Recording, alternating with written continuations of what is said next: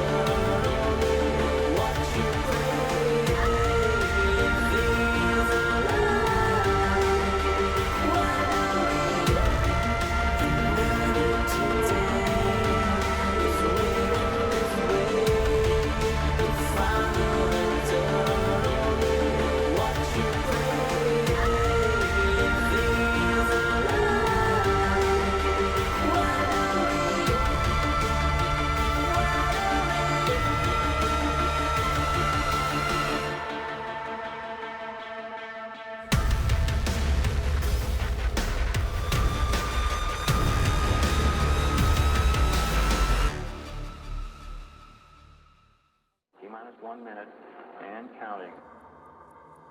Countdown.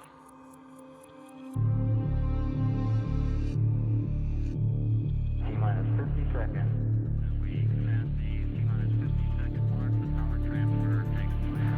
First stage, second stage, third stage. 40 seconds and counting. T-minus 37 seconds, and our count continues to go well. T-minus 30. T-minus 25 seconds and counting. T-minus 20 seconds. T-minus 20 seconds and counting. 17 seconds and counting. 15, 14, 12, 11, 10, 9, 8. Ignition sequence start. 5, 4, 3, 2, 1.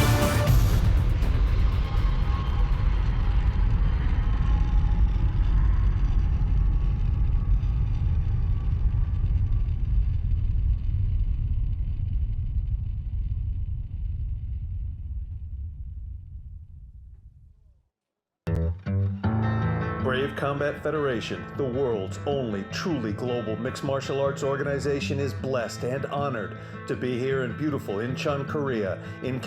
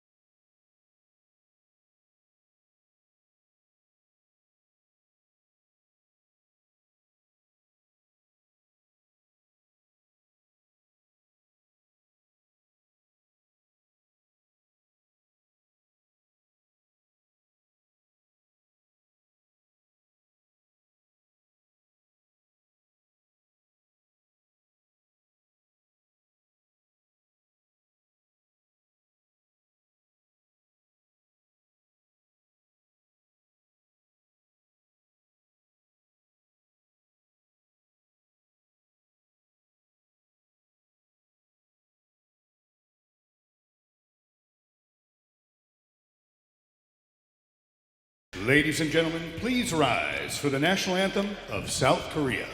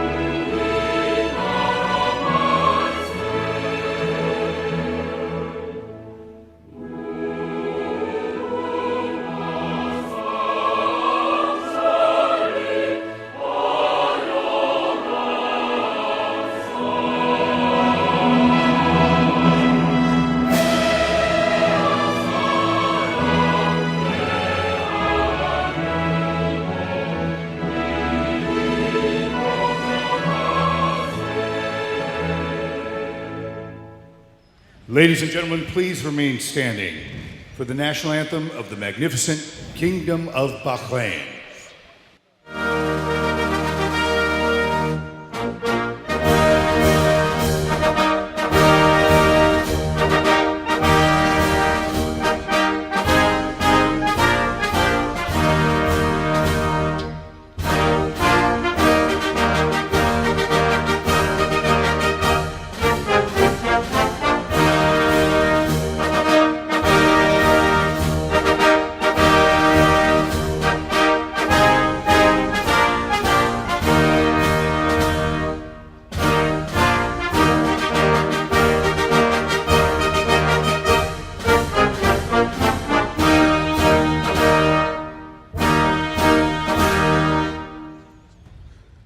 Ladies and gentlemen, a brave nation, Yuru Boon Hwan Young Habni Da!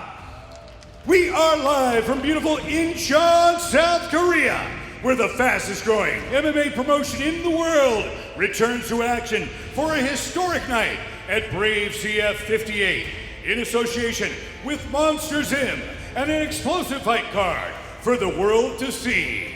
South Korea, it's time to be brave.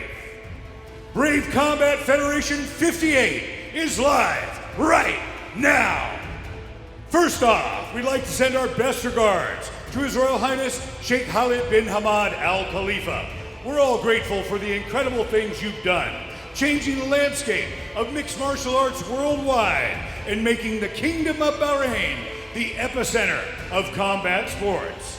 Your Highness, you're a true life changer and dream maker, and we're blessed and honored to carry out your vision. Also, I'd like to send a shout out to Brave CF President, the Hawk, Mohammed Shahid, the leader of Brave Combat Federation, and the man who turns His Highness's vision into reality. Ladies and gentlemen, before we begin, I have one question for you and one question only. For all those watching in beautiful Incheon, South Korea, and the millions watching around the world, Brave Nation, are you ready?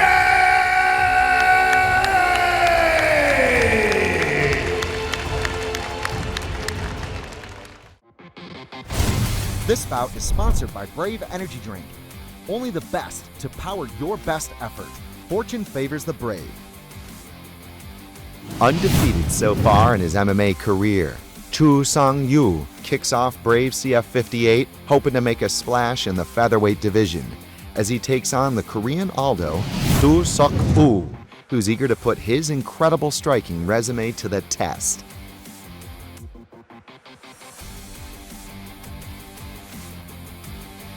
Coming up next, Chu Sang-yu takes on the Korean Aldo, Do Sok-woo, in a featherweight bout.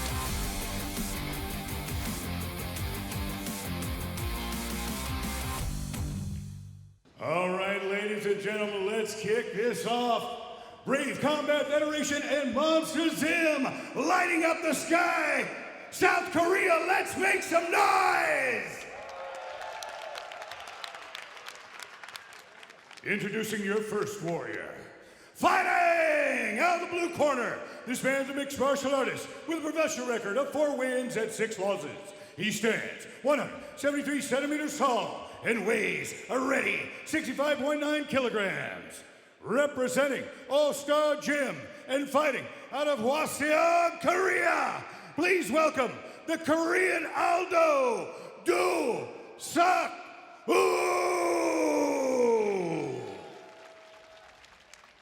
And his opponent, fighting out of the red corner, this man's a mixed martial artist with a perfect professional record of 2 wins and no losses. He stands 175 centimeters tall and weighs a ready 65.85 kilograms. Representing Vamos Gym and fighting out of Seoul, Korea, give it up for Chu Sang-Yo!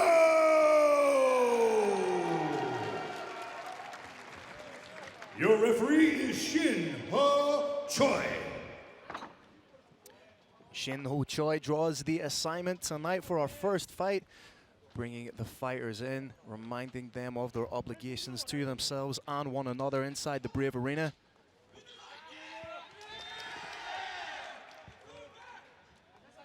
Cho Sung-Yoo seems to be the more popular fighter here.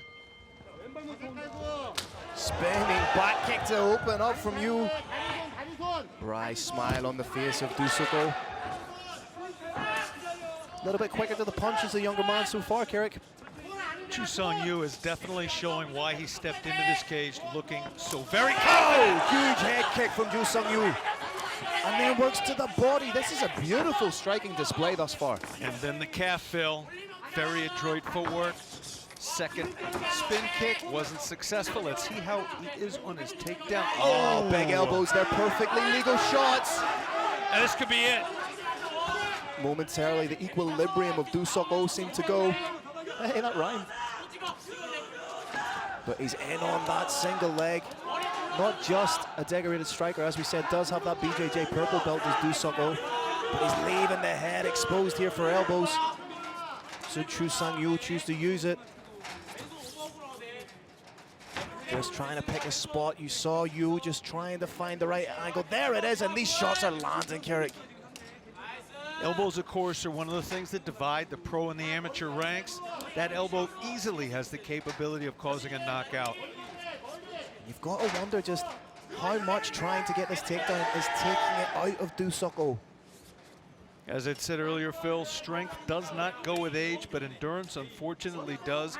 This is one of those very, very trying, very debilitating moments in a fight where you've gone from standing on the outside, throwing punches quickly, to standing on the inside and pulling. Beautiful separation there from Yu.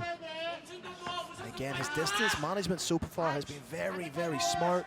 You wonder what's left in the arms of Do-Suk-Oh, and another big head kick. Needs to circle off the cage. Smart work from Chu Sang-Yoo. Chu Sung-Yoo, Phil, has landed 2 high kicks right behind the ear. I think he's going to try and set up a third one. May set it up with a hook, a jab. Well, he has been working well to the body as well. Thought about the question mark kick. Needs to get that back off the cage. And on a takedown of his own, turns the corner beautifully. Decides to let it go. Could this have been a mistake? Because now he's letting Do-Suk-Oh in on the takedown. It seems as if Do-Suk-Oh is a little bit preoccupied with the single leg. Surely in situations like that, you'd like to see him mix up the diversity of his strikes. Try and switch up to the double, maybe upper body tie-ups. These are some choices people make in mixed martial arts. Some people are specialists. Friend of Brave Combat Federation, Conor McGregor is a specialist. He focuses on his straight left hand. Other fighters try and be generalists. They try and learn a little bit about everything. It may well be that Do-Suk-Oh has a great single leg takedown, and that's his go-to, and usually it works for him. Thus far tonight, it has not. Smart use of the Kimura trap, that figure 4 grip from Chu Sang-Yoo to defend the takedown. So that's something we're seeing more popularized in mixed martial arts. That Kimura grip, not necessarily for the purposes of looking for the submission, but a way of defending takedowns, a way of reversing positions. Very, very smart. It's one of the interesting things in mixed martial arts is taking techniques that have been around for millennia and expanding their use and expanding them. That Kimura being a great example. It's now used to reverse from sweeps to break takedowns. Jo Sang-yo doing a good job of just maintaining a smart distance. Isakov has a very interesting style, interesting set of setups. Nice stiff jab there. Jo Sang-yo really leading the dance now. Oh, right down the pipe again, turning it up is Jo Sang-yo. Oh, huge uppercut that gets clipped from Do Suk-oh. Lead counter strike there from Do Suk-oh, showing they're still very much dangerous and in this fight.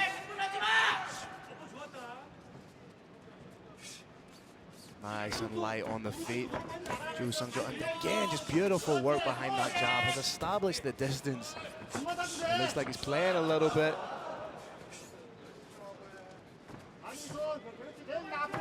"20 seconds left to go in the first round here. And on the balance of play, you're gonna have to think that it's Jo Sang-yo who's getting the better of it.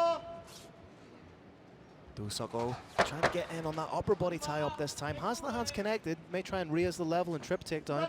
Hands connected above the hips. There's a maybe chance of a takedown. Below the hips, much, much higher. But these are above the hips, and that was the end of the very first round. I don't think there's any question in anyone's mind that Jo Sang-yo is up now 10-2.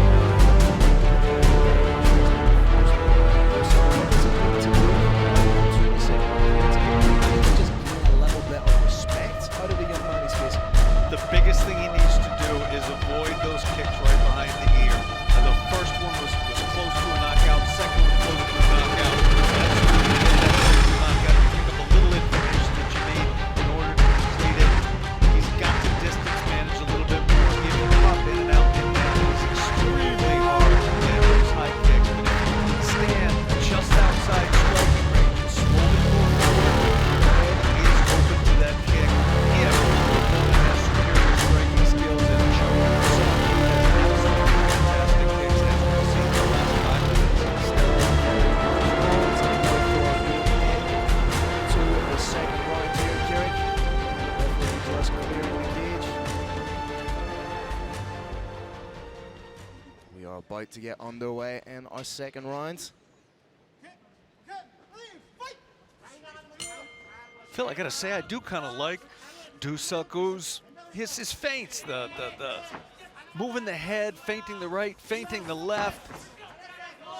At 2-0, Jo Sang-yo looks very, very calm in there. That jab has landed ad nauseum for him on multiple different occasions. He's able to defend the takedown.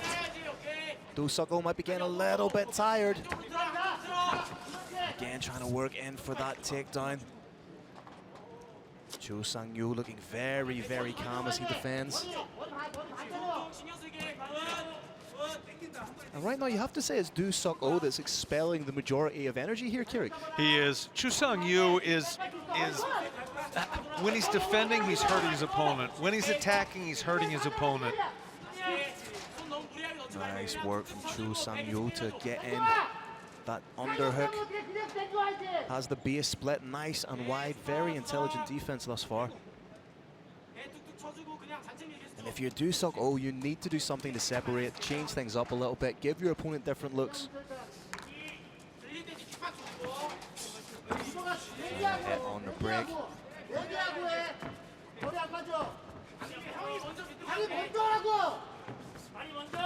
Oh, beautiful straight right down the pipe from you. Set up by a little twist of the hips that indicated there might be a spin kick coming. Instead, it was that powerful straight right. Landed several times so far in this bout. Oh! Jo Sang-yo needs to be careful when he's coming out of the pocket. The hands are down and the chin's a little bit exposed. I'm sure if I can see that, the corner of Do Suk-oh can see that as well. I'd be telling him to add an extra 2 punches onto the end of his combinations. Do you see that? Just as he's exiting the pocket, the hands are down. Jo Sang-yo doing a beautiful job, though, of attacking from angles. Many fighters, particularly early in their career, like we're seeing here, tend to headhunt, particularly with straight shots. We're not seeing any of that here. We're seeing uppercuts, overhands, kicks, body attacks, leg attacks, and a bunch right behind the ear. Just shy with a big uppercut there was Jo Sang-yo. He's complaining about an errant shot to the area where you don't want an errant shot to land. And how does this little break in the action favour the most? Because Do Suk-oh has a full 5 minutes to recover should he wish to avail of them. I would have to say this is a case where Do Suk-oh is actually at the advantage from getting kicked in the groin. It does give him an extra minute or so. As you alluded to, Phil, the fighter could have taken up to 5 minutes to recover from this. Took about 30 seconds, and he's right back in there. Throwing feints, trying to work in, but how calm is Cho Sung-yu? And scores another big takedown right in the open forum of the Brave Arena. He's past that guard. Do Suk-oh can't get in towards the mat to try and work up.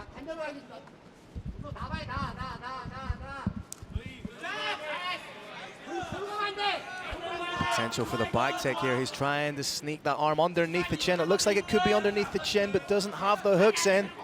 Close, but not quite. Just using a couple of punches now. May see a sit through here from Do Suk-oh. Right now he's very much in defensive mode, isn't he? Needs to do something a little bit more proactive to get out of that position. Beautiful sit through, but again, like a backpack is Cho Sung-yu. Just trying to create those little pockets of space to get his hooks in. There's one hook. Brave Nation, if that second hook goes in, we could be looking at the end of this fight. Do Suk-oh trying to turn in, turns Beautiful reversal. But this is the difference. You saw Yu get his back immediately to the cage, work his way up. And right now it's Do Suk-oh trying to get the takedown. A takedown would be absolutely huge for him with a little over a minute to go. It's a fighter who desperately wants to put those purple belt jiu-jitsu skills to work, has not been able to yet. But as you said, Phil, one takedown could turn this fight around. And it has to be said, it doesn't look like Cho Sung-yu is expending a lot of energy defending these takedowns. Now, again, that's easy for me to say sitting outside the cage. But it seems to be the greater effort, the greater energy, the economy of energy seems to be on the side of Yo Sung-yu. No small part of that, Brave Nation, is Do Suk-oh is crouched forward. He's bent forward. His diaphragm cannot fully open up. It's a very, very difficult position to continue to try and get the takedown from. He may actually be a little bit happy it didn't work there. He can raise that head up, get a belly full of air again. Trying to land that big one-hitter quitter as Do Suk-oh may have been caught there, I'm not quite sure. This could be the beginning of the end. Big shots being landed by Cho Sung-yu. Referee is watching very, very carefully. Again, takes the back. Saved by the bell was Do Suk-oh. Very strong performance once again. The difference was really illustrated in that run. When Do Suk-oh was taken down leg throw, the majority of the time he was there, but then when he was able to take Cho Sung-yu down, Cho Sung-yu got his back right against the cage, popped right back up, and that for me, that economy of energy, that urgency has been the difference maker in the fight for me, Curry. The greatest combat sports coach in United States history, wrestling coach Dan Gable used to say, I shoot, I score, you shoot, I score. And that's what we're seeing here. Cho Sung-yu is absolutely, when he's on the defensive, he's landing shots, he's folding his opponent in half, he's winning that conditioning battle, and when he shoots, he's landing those shots, he's winning that conditioning battle.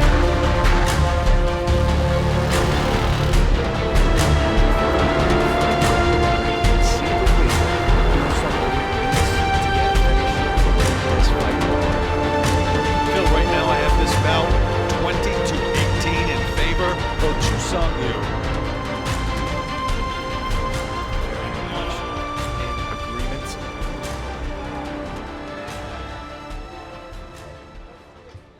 Third and final round of our opening bout here at Brave Combat Federation 58, ready to go.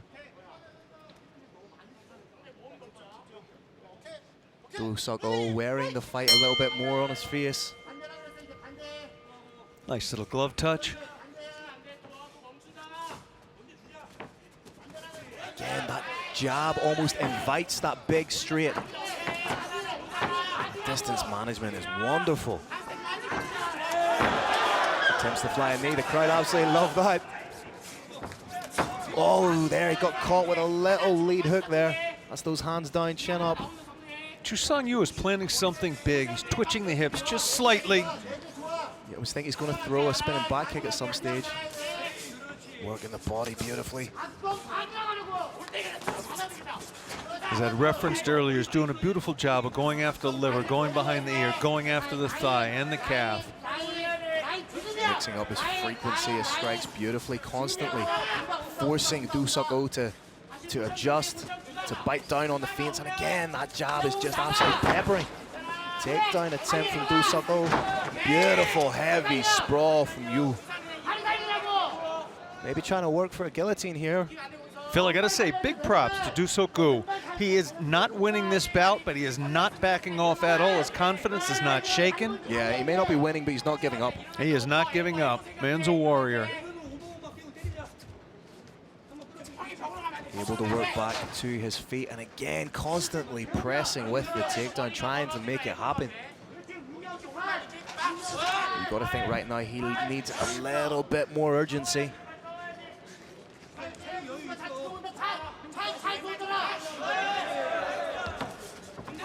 Just popping the 3 jabs in a row. Do Suk-oh has no interest at all in getting that head off the center line at all, Kerry. Unfortunately, his setups, he does move that head a lot, but when he's actually under pressure, the head moves very, very little. Again, trying to get him to takedown. Telegraphed it a little bit, but forcing Yu against the cage.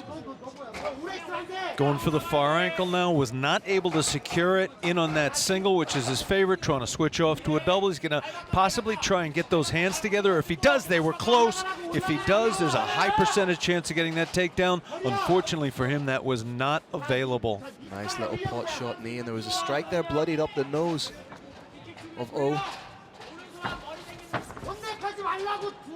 Nice bicep control from Yu.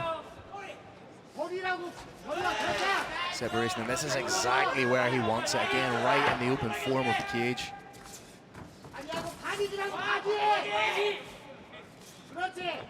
Like I said at the very beginning, just Chu Sang-yu just looks so much quicker to the punch here, Kirik.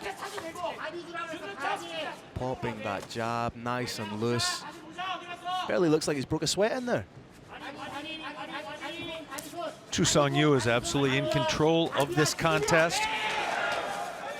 Again, landed a beautiful 1-2 there. Lands uppercut, but Do Suk-oh still in the fight, showing he's dangerous. That lead hook, just as soon as he's covered up and anticipated the strikes. Phil, I'm so impressed with Chu Sang-yu's striking. Even when those straight shots to the head are all working, he switches it up anyways. Down to the body, then a looping shot. That was big! Oh, he wobbled him twice there. Beautiful 1-2, hook to a 1-2. This is the beginning of the end, Phil. Landing strikes at nauseum, just over a minute to go. This is where he can empty the tank. Referee's watching carefully. Huge shot after huge shot coming from Yu. Do Suk-oh is a bad man. And now he's just eating these shots. He's just not moving out of the way at all, just really relying on his toughness here. Can he take this kind of punishment for the full minute that's left? 50 seconds left, Brave Nation. Oh, working the body, and just the level of striking here from Yu is fantastic. Do Suk-oh absorbing a lot of punishment, but trying to give as good as he's getting. If you're Chu Sang-yu, you have to be thinking to yourself, what more do I need to throw to get this guy out of there? I think he knows. Kick right behind the ear, possibly that flying knee. Oh, pops the head right back like a Pez dispenser. 20 seconds to go. Can he get the finish? Can he remain undefeated? Do Suk-oh still pressing forward. Threw so much into that, he nearly slipped. 10 seconds to go. Oh, another beautiful shot right down the middle from Chu Sang-yu. What a performance. Great performance from both of these fighters. We know what the decision's going to be. It's a 30-27 fight for Chu Song-yu, but absolutely monster props to Do Suk-woo. Could you make the argument that under the new scoring criteria, that final round, due to the amount of strikes that were landed, potentially a 10-8 in favor of Chu Sung-yu? I would not at all be surprised to see this called, a 30-26. The pace that Chu Sung-yu was able to sustain, the frequency of strikes, if anything, he seemed to get stronger as the fight progressed, and much credit to Do Suk-woo. He was able to absorb incredible punishment, but using your face as a defensive mechanism for the punches coming in is not conducive to longevity within the scorecard. It is not going to earn you a big W on the judges' scorecards, but absolutely, I guarantee you, he won some new fans tonight. We're waiting now for the roaring lion of Brave, Carlos Kramer, to enter the Brave cage. The judges' scorecards have been picked up from each table. Judges, of course, are seated on opposite sides because literally judges see a different fight depending on where they're sitting from.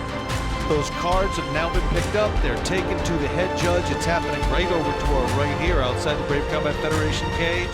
The scores are being tabulated. Once they're tabulated and a second person checks them to make sure all the I's are dotted, all the T's are crossed, that card is then handed off to Carlos Kramer. Carlos Kramer will enter the Brave Combat Federation cage and make it official. This is no fan's favorite time in a fight. Everybody's seen the fight. They want to know what happened. Brave Nation, I know you're probably feeling that, but let me tell you what, it's way tougher for these fighters. So bear with us. It's going to be about another 20 seconds or so, and we're going to know what the official decision is. Carlos Kramer making his way inside the Brave Arena to give us the official decision. No prizes for guessing who's going to pick up the win, but let's make it official, ladies and gentlemen, Mr. Carlos Kramer.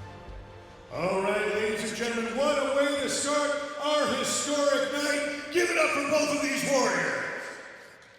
After 3 rounds, we go to judges' scorecards. First judge scores about 30-25, and your next 2 judges scored about 30-27 for your unanimous decision victory. Out of the red corner, Chu Sang-yu! There you have it, ladies and gentlemen. I'll be honest, I wasn't expecting a 30-25. This bout is presented by Brave Nutrition. Behind the athlete, there are hours of training. Behind every hard training is Brave Nutrition. One of the legends of South Korean MMA, the Korean Bear, Chun-Soo Lim, will make his much-anticipated Brave CF debut when he takes on Young-Hwan the Mammoth Kim, who's looking to build on a current 3-fight win streak and earn the biggest victory of his career. Coming up next, the Korean Bear, Chun-Soo Lim, takes on Young-Hwan the Mammoth Kim in a heavyweight matchup.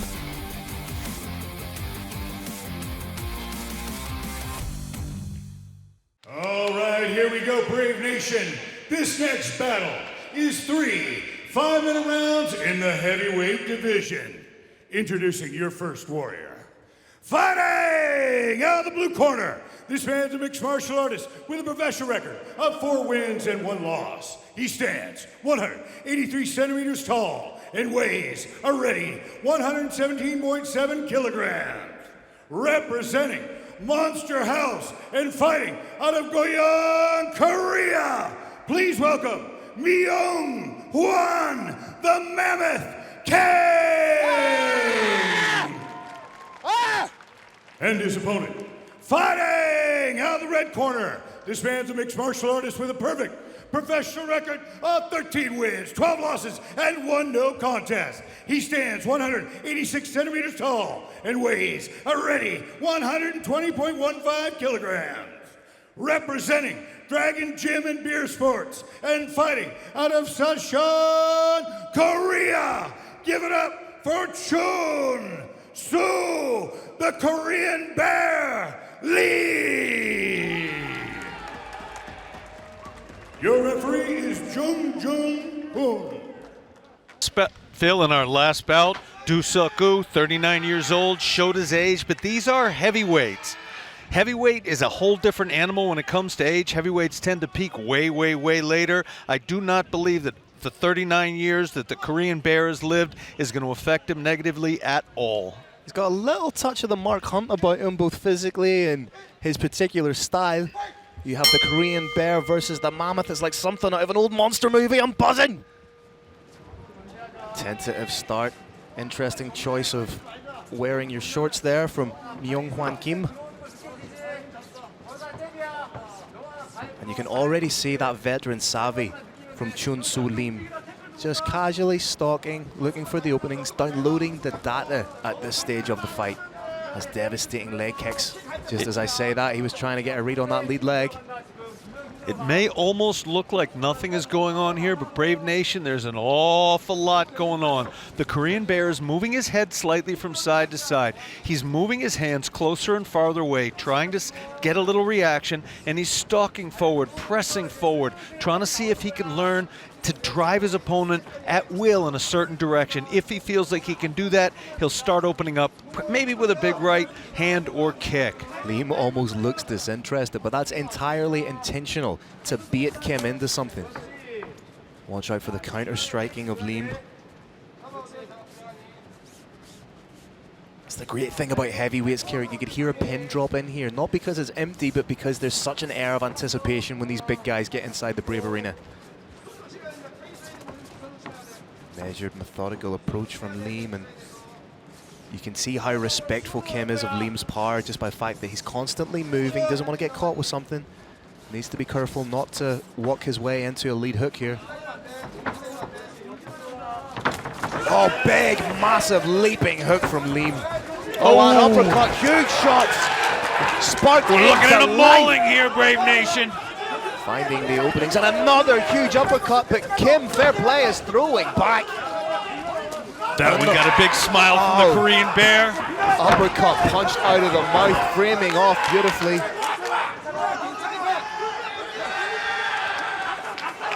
Interesting time to break it up from the referee. Maybe a little bit of gamesmanship there from the 24-year-old. Got a slight reprieve. You see just how dangerous Lim is when he decides to put the foot on the gas. It's that change in tempo that's so impressive. The Mammoth's jaw is just a little slack. One of the things about taking a shot to the head is that it tends to tire you. Beautiful job! 240 kilos combined, crashing against the cage. And like we said in the opening stanzas as the fighters were walking out, surely it would be advantageous for Kim to take the fight to the ground. He's tasted some of the power of Lim, doesn't want any of that noise. Chun-Soo Lim has an elevator in. Be interesting to see if he does something with it. Jiu-Jitsu, of course, is, although it's designed for a smaller person to overcome a large one, Jiu-Jitsu works for everybody. It works for giants like this. Does have the space to elevate with that butterfly should he choose to, but trying to elevate 120 kilos is considerably easier said than done. And you've got to remember, like the pressure this puts on your knee as well. If you have a 120 kilo man just pushing down on it. Nice little short elbows from Kim.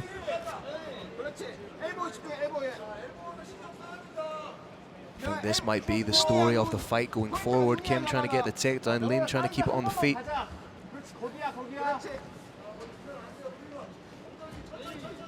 For those of you not entirely aware of the intricacies of Jiu-Jitsu, this is the signature position of Jiu-Jitsu, the guard. The guard is when you're on your back and you're trying to use your legs to control your opponent's hips in such a way that they cannot readily punch you or joint lock or choke you. Sweep was attempted there by Lim, but he wasn't able to get it off. Little short hammer fists being thrown here by Lim, trying to frame off and get in on the elbow. Chun-Soo Lim trying to get that lockdown on the leg that'll give him a higher degree of control, push his opponent's hips back, and prevent things like that. But right now he has been unsuccessful. He may be looking at the beginning of the end, and that's it! Over! What a win from Myung-Hwan Kim, the biggest win of his mixed martial arts career against a huge veteran, a name in the context of Asian MMA, and look how much it means to the young man. That baby mammoth just became a man in the Brave Combat Federation cage. You could say he just became a man-moth. I make no apologies for my terrible wordplay, ladies and gentlemen, but how exciting is it, these heavyweights, and a wonderful mixed martial arts IQ from young Hwan Kim. He was able to observe that early punishment. He witnessed, he was able to see that moving down, getting that takedown, changing levels was his most advantageous way to the win. Landed some ground and pound, and it was really an elbow right to the eye socket, right to the orbital that signaled the beginning of the end. Ladies and gentlemen, look at some of that beautiful work, crushing the elbows into the dome of the Korean bear. We may just have a contender here at heavyweight, ladies and gentlemen. Young Hwan Kim gets the big win. We're just waiting for Carlos Kramer to make his way inside the Rio Arena.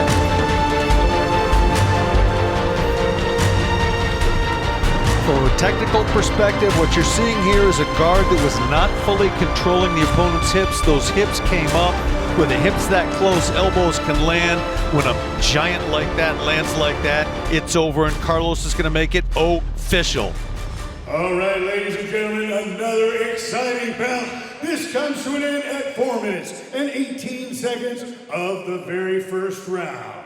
Your winner by TKO out of the blue corner, Myung Hwan, the Mammoth Kim.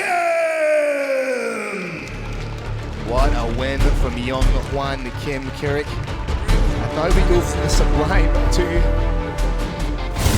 This bout is brought to you by Brave Gym. Training for mind, body, and spirit. Brave, it's more than a gym.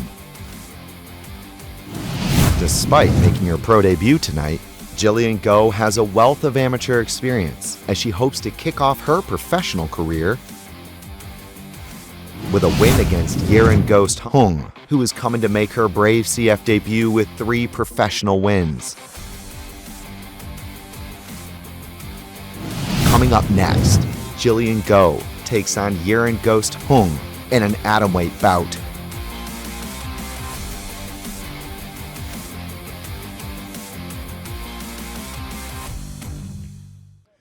Here we go, Brave Nation. This next battle is 3 5-minute rounds in the atomweight division. It's time for the ladies to let the fists fly. Introducing your first warrior. Fighting out of the blue corner. This woman is a mixed martial artist with a professional record of 3 wins and 2 losses. She stands 155 centimeters tall and weighs a ready 47.52 kilograms. Representing DK and fighting out of Jang, Korea. Please welcome Yeren Ghost Hung. And her opponent, fighting out of the red corner. This woman's a mixed martial artist making her professional debut. She stands 153.5 centimeters tall and weighs a ready 47.8 kilograms. Representing Soma Fight Club and Rituals Jiu-Jitsu and fighting out of Bali, Indonesia by way of Singapore. Give it up for Jillian Gritty Jilly Go! Your referee is Young Joon Kim.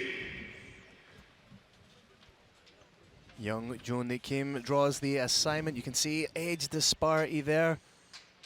Jillian the elder at 31 years old, Yeren 19 years old. The rest is virtually identical.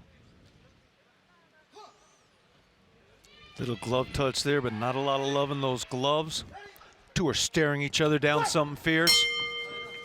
I expect to see a frenetic pace being set by these ladies right from the get-go. It's such an interesting facet of lighter weight fighting. Just that cardio, that expenditure of energy, frequency of shots. Nice one too by Jillian. Tried to get underneath. Gritty Jilly is not showing the greater speed in this bout. Nice defense from Yeren. Eats a big elbow. You just see that little bit of experience in the favor of Yeren. She's framing off beautifully, just using that to parlay into an elbow. Needs to pick her shots carefully here.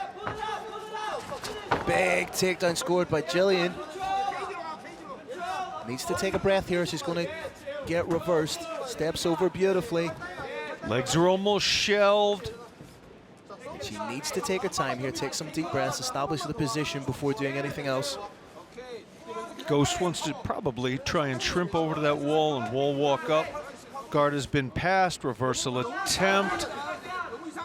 Needs to be wary of an armbar here in an inverted triangle. What beautiful dexterity by Jong.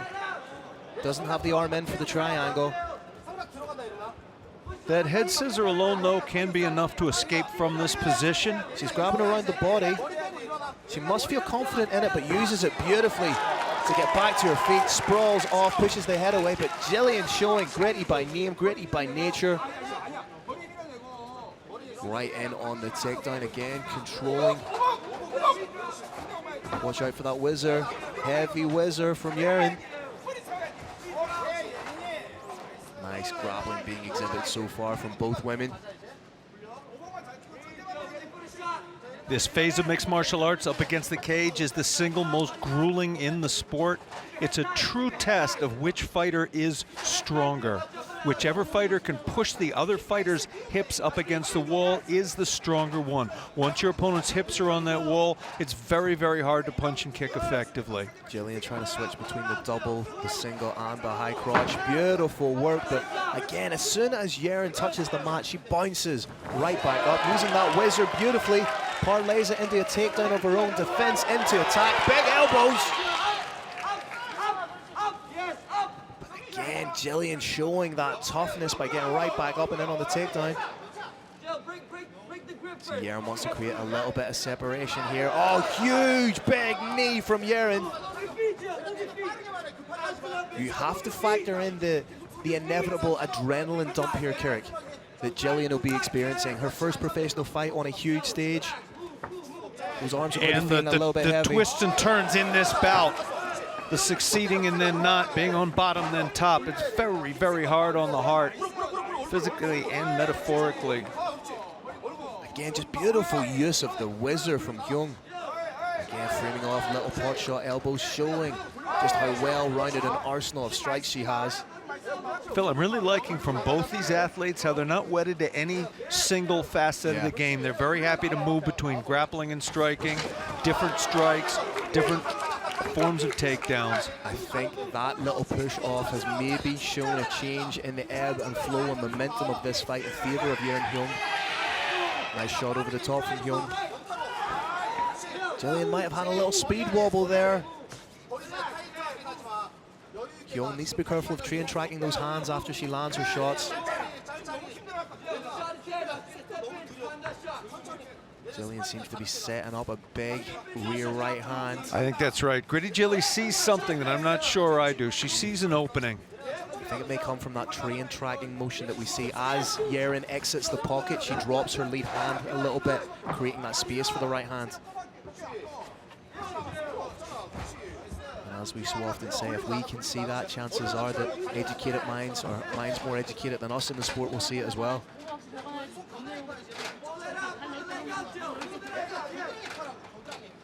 Jillian again trying to get in on that single leg. Switches to the high crotch. 30 seconds left to go. Good defense, raising the level up of Jillian is Jong. Oh, nice elbow created the space. Needs to be wary of the guillotine here. Standing guillotine, Carrick, looks tight. The elbow is just a little high. Mounted. It could be mounted. We can see the top here. Couple of seconds to go. Can Jillian hang on? Elbow's too high. She's going to survive this. We got very short time now. We've heard the clapper.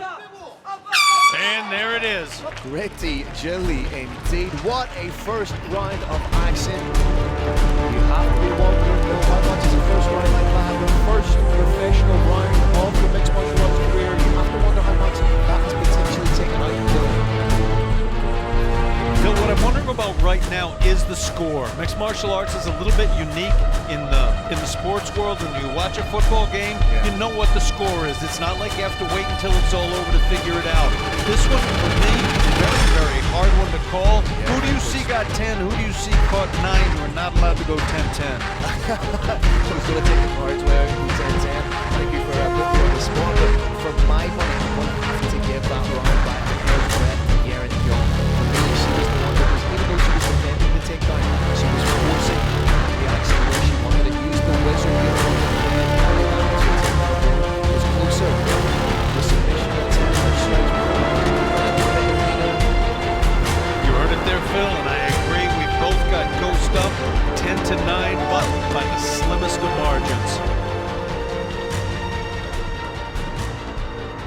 Corner was being a little bit naughty there. When you hear that 10 seconds to go, you got to exit.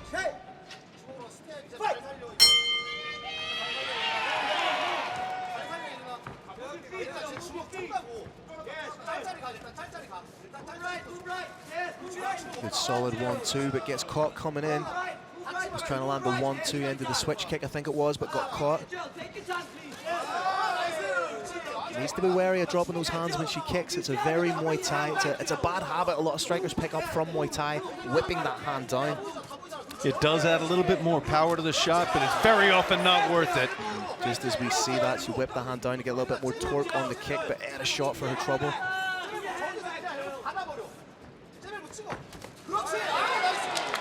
Seems to be attacking that lead leg, switching up the game plan is Jillian. Stiff jab, but met with a hook from Jang.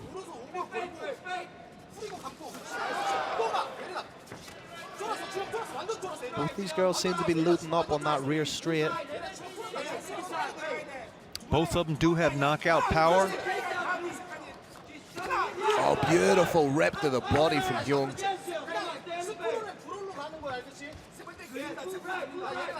Jang Jong seems to have a little bit more of a gauge of the distance. Gritty Jilly, when she throws that lead jab, leaves her face a little bit open. The head is dropping to her inside. Could be countered by a hook, by a knee, by a head kick. Oh, beautiful denial of the takedown from Jong. Just popped the hips in. There's often a misinterpretation or a misnomer that you need to shoot your hips right back to defend the takedown. If you can bridge in and break, you can completely, it's almost like your opponent bounces off you. Inside the guard now, you can see Jillian trying to creep that guard up the back, may potentially try and set up the likes of an armbar triangle here if we see that guard open. It's gone bicep control. May try and shove that down for the triangle. Body head to keep herself honest from Jong. Brave Nation, for those of you not too well versed in jiu-jitsu, when you see the ankles crossed over the hips, that's called a closed guard. The closed guard is in almost all cases a very defensive position. Yep. In order to attack from that position, watch out for which the we're seeing here, triangle. we're seeing a triangle attempt. Those feet first had to come apart. Changes to the armbar. We can see triangle armbar here. Fighter signals she's fine. Jong done a beautiful job of trying to step over the head there. Now in the cradle position, punishing Jillian.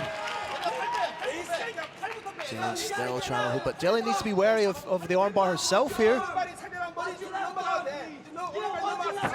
That arm is there for the taking if Jong wants it. Potential for a Kimura here as well. She's thinking about taking the knee bar, can't quite see in this position. Thought about the knee bar, let it go.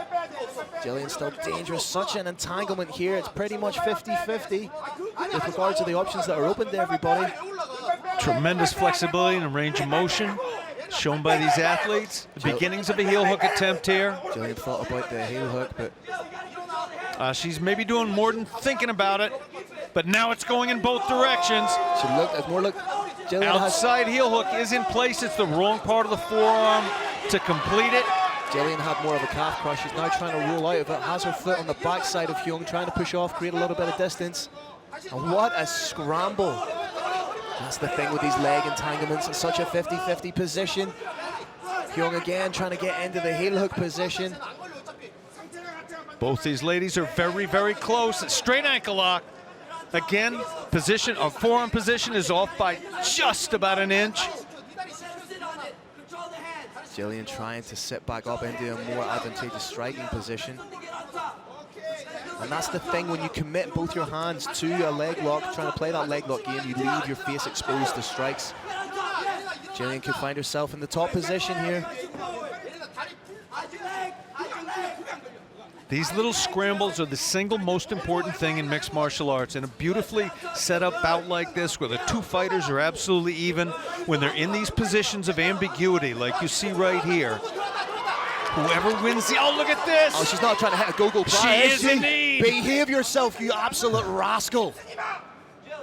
Could we potentially see the first go-go plata in the history of Brave Combat Federation? There sure was an attempt there, and I loved it. Yerin Hyung showing just how dangerous she is, but right now eating big shots from Jillian, and we're going to go to a third round here, Carrick. What a scramble on the ground. And Carrick, whilst there wasn't a submission, there wasn't a tap there was still damage done by both women on the ligaments, on the ankles of one another. So going into the third round is going to be that cumulative damage that we may see in effect. As I referenced on the pre-show, the leg lock attempts that these women are attempting is something like taking the plastic cap, a twist-off cap, off of a bottle of water. The cap is connected to the round rim by little tiny pieces of plastic. Those are similar to the ligaments in your knee. These twisting leg lock attempts are very, very tough on those ligaments. Even if there's no tap, there can be damage done.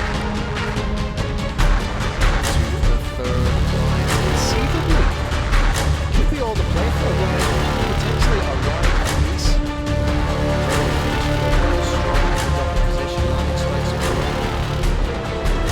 Both these rounds were very, very close. Big props to both of these women. It's entirely possible, as you said, that we're looking at 19 to 19. If that is the case, whoever wins this round wins this fight. Third and final round. Sixth fight in the professional career of Yerin Hyung. First foray into professional mixed martial arts for Jillian Go. Can Hyung get the win, or will it be go time inside the Brave Arena? Shot over the top, just shy from Hyung. Hyung looks just a little bit fresher here. Oh, clips Jillian with that lead hook.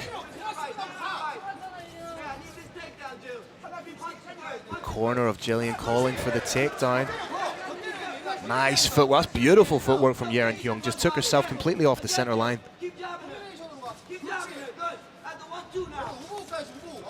As you say, the hand starting to slow down ever so slightly from Jillian. Eats a hook there. Gritty Jillian is starting to fade just a little bit. She's fought for 10 hard minutes. When you consider that an amateur mixed martial arts bout is at its longest 9 minutes, 3 3-minute rounds, this is the longest she's gone in any MMA fight in her career.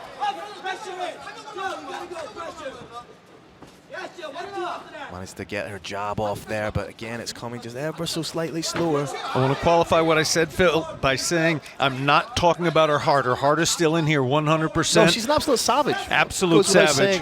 But human physiology does slow down under extreme pressure, and that's what we're seeing here to a slight degree. A little bit labored with the takedown. Jillian needs to set those up a little bit with the hands, but at this stage of a fight, when the muscles are filled with lactic acid, when it becomes a little bit more difficult to keep the hands up. Yerin Hyung bouncing around on those legs. Beautiful takedown defense, but Jillian, again, dog with a bone, trying to get in on that takedown. And like you say, Carrick, one thing you cannot question is the heart of Jillian Go. Little bit of space between the two, space for knees, but beautiful transition. That was a very, very slick technique. It's sort of like when you were a little kid and you pulled a chair out from under somebody right when they were about to sit on it. Beautiful exchange of forward pressure. Oh, huge elbows being landed by Hyung. Jillian trying to be active with the guard. Hyung does a smart job there, just decided she had landed her strikes, she had scored her points, stood up, knew that she would be doing well on the feet. Little bit of a cut just over the left eyebrow of Jillian Go. Doesn't seem to be going into the eye or impeding the vision just yet. It's not. That is the main result of elbows in mixed martial arts on the ground. Fighters, once they're on the ground, can't fully get their hips behind those shots, but with the point of the elbow hits, it doesn't take a lot of power to split that skin. It's almost as if these girls have made an agreement they were just going to stand and throw hands at each other. Just as I say that, commentator's curse. Jillian in on the takedown. Oh, was that a takedown or was that pulling guard? Again, we see those feet locked in a closed guard. Once they open up, as just happened, that's when some kind of an attack will start. Right now, this is where Jillian needs to go to work, needs to score points. But Triangle beware of setup. the triangle. Is Jong impeded by the cage to get full extension on the triangle? She's pressed right up against the cage, and that could be the saving grace for Jillian here. And right now, she's landing elbows of her own, trying to claw back a little bit of the fight. Gritty Jilly did a nice job of landing some shots from top. One of the signature aspects of this sport is when you have, it's a lot different than grappling. When you have a point of control, you are duty bound to either further that control or strike. When you try to strike, you lose that control to some degree and you can get a reversal, which I do believe we're going to see here shortly. She's very high up on the back, may try and turn this into an arm bar, but it could end up being an advantageous position for Jong. She may go belly down on the arm if she can get extension, but again, that cage is causing an impediment.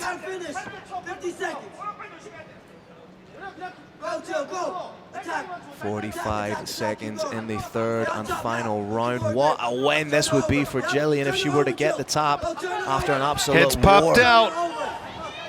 There is a degree of danger here now. Is Jong going to try and step over the head? There's one leg over, but ends up on her back. Needs to bicep grip her arms and stack into Jillian. I think she's safe. I think she's past the point of the elbow, but throws herself deeper into it. She may just choose to compress and stay here for the duration. She needs to keep herself... 10 seconds now. Player on top needs to sink those shoulders down, possibly reach around the head if possible. She's defending well, realizes that she just needs to survive. And what a fight, what a finish to the third and final round. And Kerrick, how do you separate the two of them? I can tell you, Phil, the fans won that fight. Terrific show of heart, of conditioning, and of technique. You see Jillian getting in on the takedown. She has eaten some huge elbows, but still very much staying in the fight, trying to be as proactive as possible. And what a way to make your debut in professional mixed martial arts for Jillian Go. I do think Yureen Jong probably won this bout, but I do know both these fighters put on a terrific show for Brave Nation. That goes without saying. And you can see just how much it's taken out of Yureen Jong, who resembles a question mark right now in her physiology.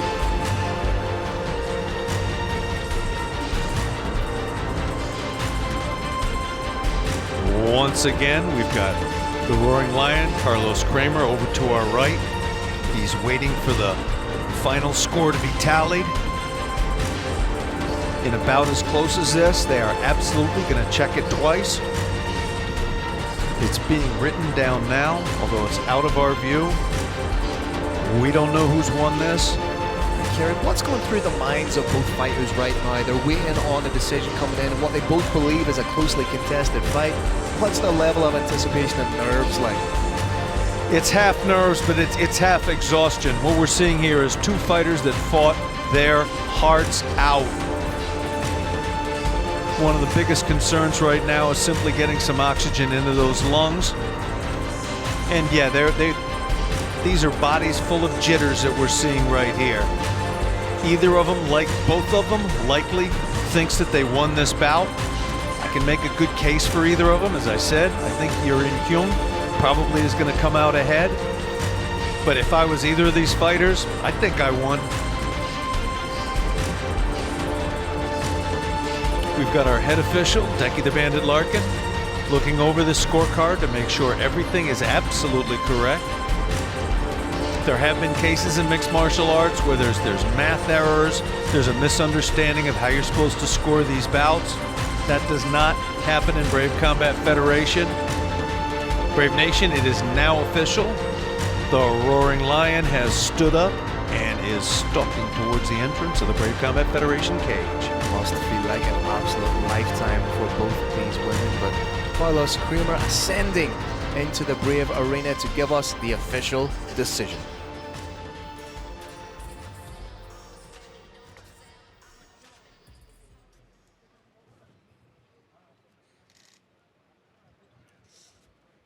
All right, Brave Nation, what an incredible bout with the two ladies letting it fly. Let's make some noise!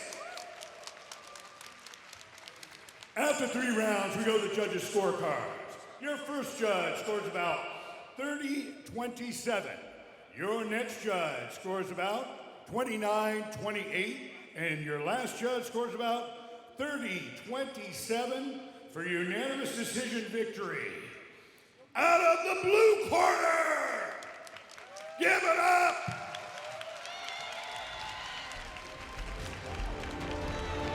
for Jang.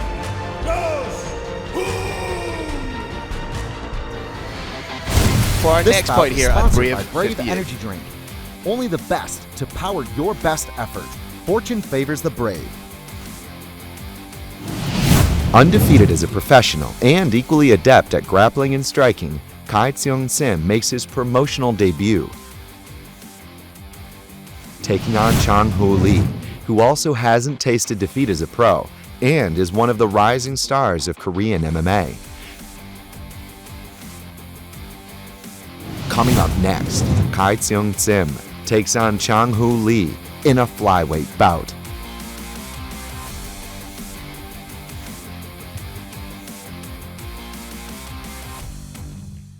Here we go, Brave Nation. This next fight is 3 5-minute rounds in the flyweight division in the Battle of the Undefeated. Introducing your first warrior. Fighting out of the blue corner, this man's a mixed martial artist with a perfect professional record of 6 wins and no losses. He stands 173 centimeters tall and weighs a ready 57.02 kilograms. Representing Monster House and fighting out of Kogliandro, Korea. Put your hands together for Chang-Hoo Lee. And his opponent, fighting out of the red corner. This man's a mixed martial artist, also with a perfect professional record of 2 wins and no losses. He stands 168 centimeters tall and weighs a ready 56.68 kilograms.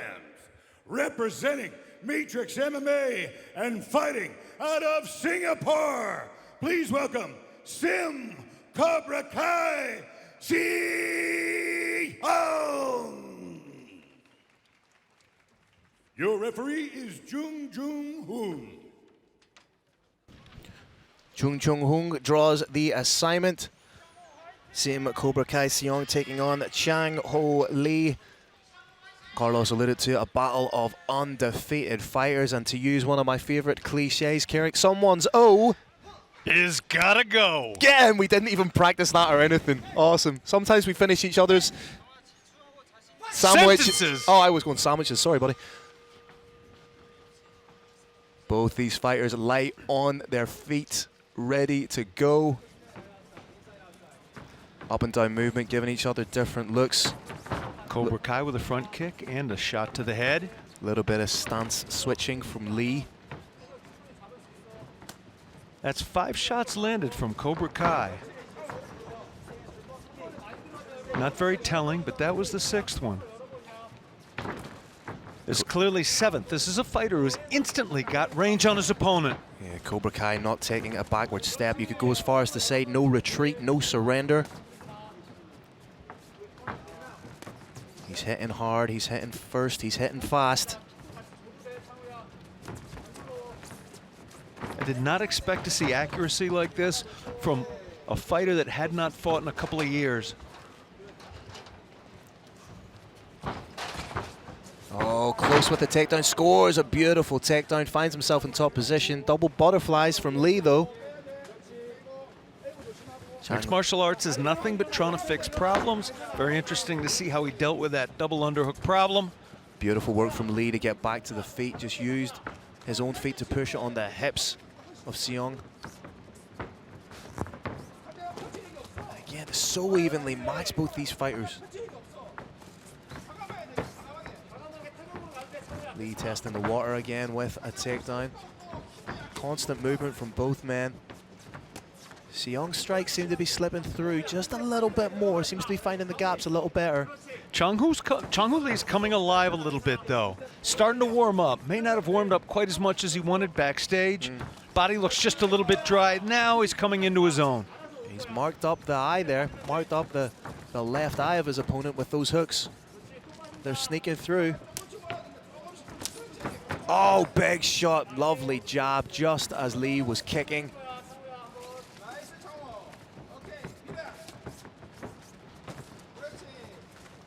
Oh, need to be wary of a clash of heads. Both guys dropping levels, trying to get in on the takedown.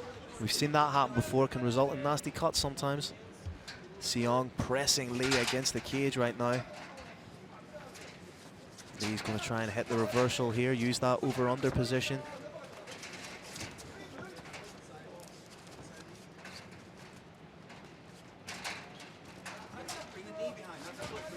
We say it so often, great job from Lee to hit the reversal, but Seong puts him right back where he had him.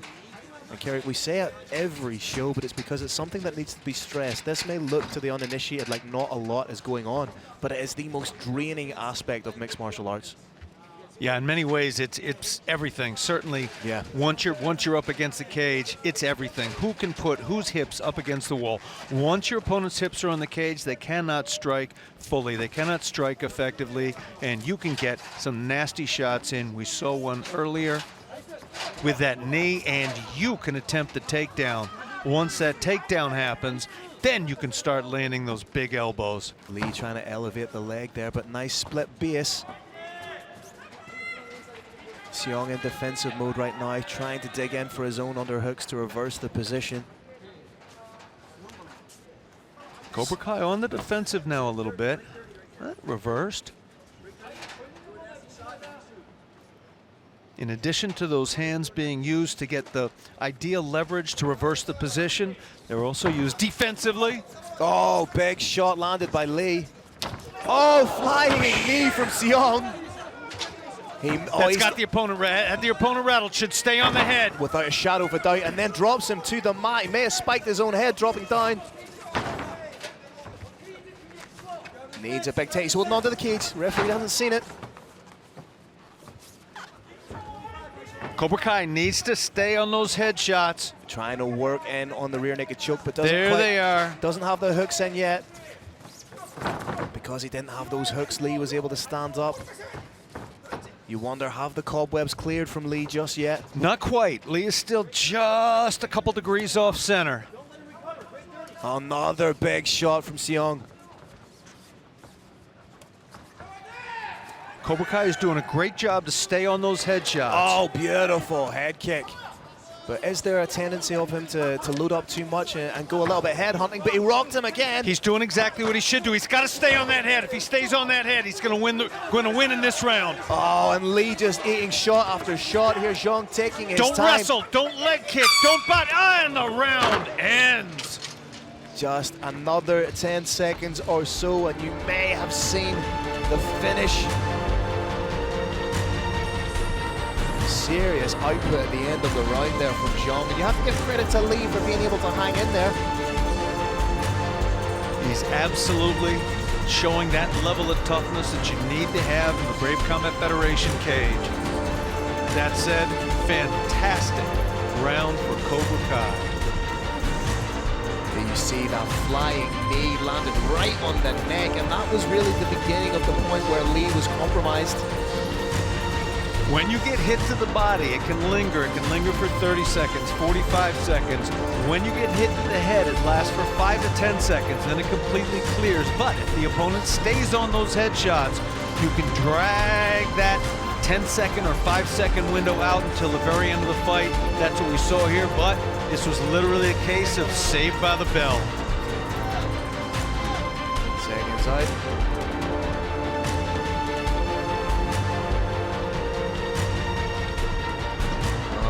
A little bit of messing around here. He broke the ice bag.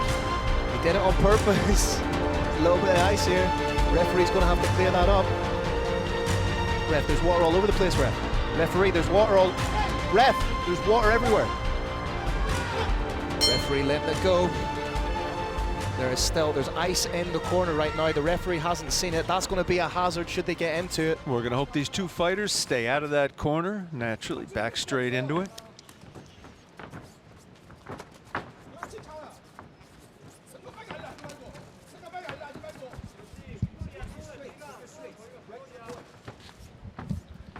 Cobra Kai backing up now, but countering effectively. Ate a shot. In on an over-under. They're going to jostle for position a little bit. Lee trying to get in on the takedown. Lee did a nice job there. One of the most important things to do in mixed martial arts is when you try something and it doesn't work, you go right into something else. Double leg didn't work, boop, went right straight into a knee. Yeah, I don't want to harp on at the point, but the referee needs to call a break in the action and dry that water. It's a safety hazard. Back to the action. Lee taking the back here, landing big knees. May look for a trip takedown of his own, back trip takedown, but trying to drag forward.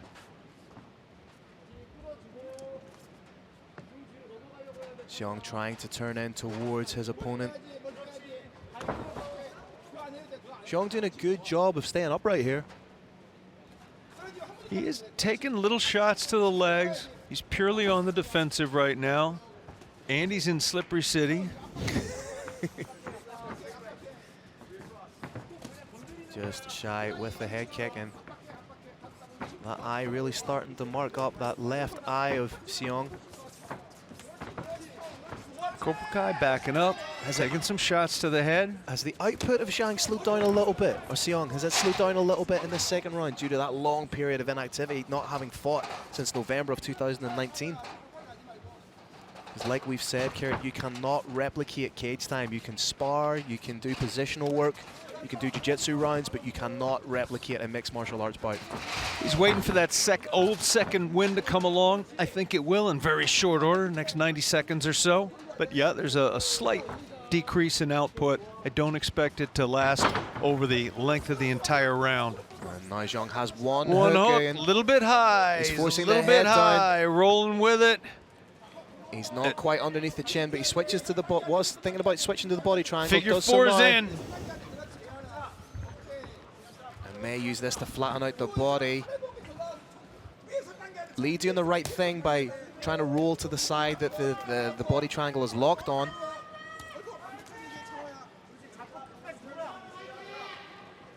Right now, the terrible thing with that body triangle is every breath you take tightens it a little bit.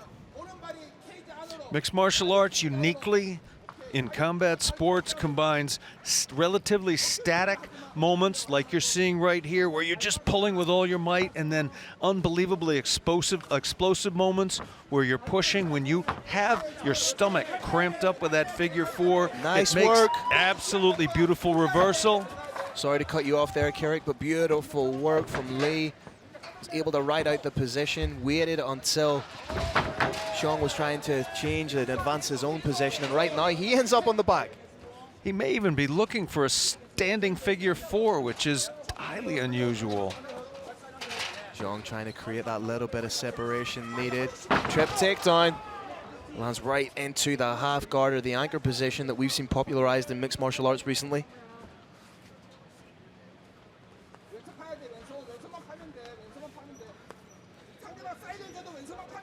Trying to step over that knee, but Lee doing the right thing by trying to get his right hip to the ground and turn in towards Jong. Lee trying to make a little bit of space, and then is likely going to try to stand. There it is. Again, Cobra Kai did a great job. Lost that top position, but landed 2 shots on the way up. Moving a little bit better now in the latter half of the second round than he was at the beginning.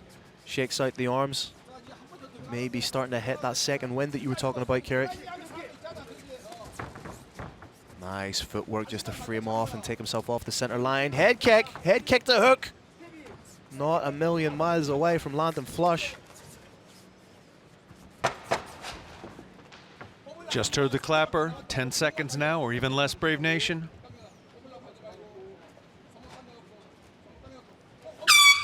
have to think, Eric, a much better round for Lee. He was threatening with instances in the fight. However, the biggest threat, I think, was coming from Jong in that fight when he took the back. One of the things about both these men that impresses me so much is most things in mixed martial arts fail. And the better fighters, the ones that are going to move up and up and up, are the ones that take advantage of their own failures. They don't just take advantage of their successes. Like, you get your opponent down the ground, okay, great. Now I can start landing shots. When things don't work, there is a huge opportunity in this sport. We saw both of these fighters doing it, and we've got Larkin in the cage, getting rid of that water, so it will not be, mercifully, it will not be a safety issue in the next round. If you want, when it comes to regulatory affairs, if you want a job done correctly, go straight to the guy with the greatest knowledge. That, for me, ladies and gentlemen, is Decky the Bandit Larkin. Amen.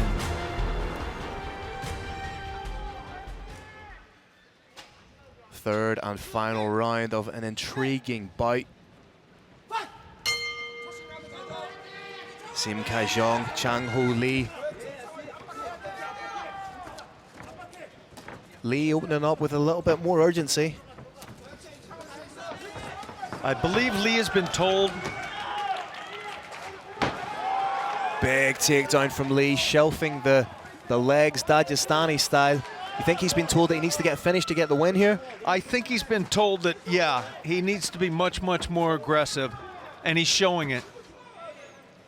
He's in on the back, causing it. Now, under the rules of the unified, latest interpretation of the unified rules of mixed martial arts, simply getting a takedown doesn't count for much, but when you see a fighter who gets that body lock and he lands just a few shots, even if he doesn't get the takedown, you're seeing a fighter in advantage. Seong trying to score that takedown. Both these guys in that under-over position. Potential trip here for Lee, should he try and attack that right leg. Outside trip was open for momentarily, not now. Tried to land on the break. Oh, big shot from Seong. Took his head off the center line and landed a big right. Chung Hoo Lee may be stalking just a little bit too purposefully and getting set up. He can't just move forward zombie style. He's got to move in and out a little bit, in and out, or he's going to continue to get hit like that. Also leaves himself open to a takedown. So you're trying to tell the Korean to fight less like a zombie.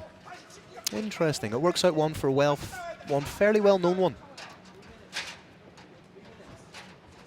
Landing knees against the cage is Lee. 3 minutes to go in the third and final round. Both these guys feeling the effects of a hard-fought battle. But Lee's eating some big shots here. Again, Jong must be thinking, what do I need to land clean here to put this guy out? Serious chins and ability to absorb punishment from the Korean fighters here tonight.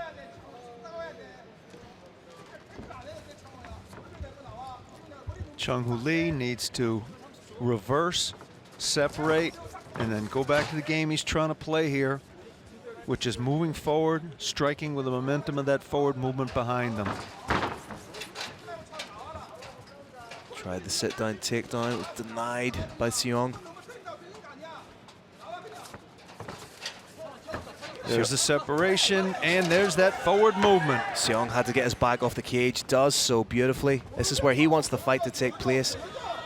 Expect to see Seong try and march him down, land his strikes to pressure against the cage and take down. Chung Hoo Lee moving forward, landing the majority of shots.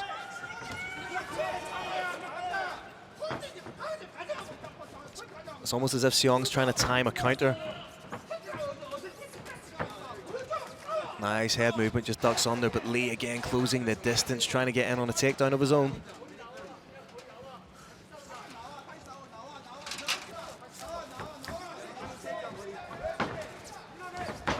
Oh, that's huge in the context of the fight.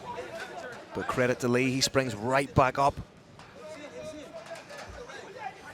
Trying to reverse the position in that over-under. It's going to have to almost use his arms like a steering wheel to try and reverse the position here. Cobra Kai needs to strike a little bit more from here.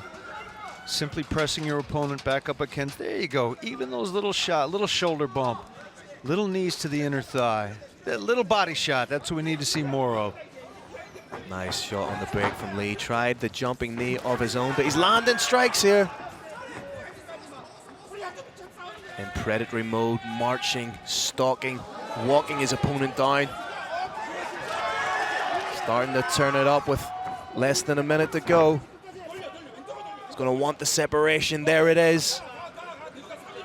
Watch out for another big knee. He's thinking about covering it with distance. Phil, I am deeply impressed with Chong-Hu Lee. He is just stalking, stalking, stalking. His opponent knows where he's going to be. He's going to be walking straight at him, landing shots, and he's making it work. Not only is he landing shots, but he's also accepted the fact he has to eat a shot. Nice defense from Xiong. 10 seconds to go. These fighters can't be separated. Have to go to the judges.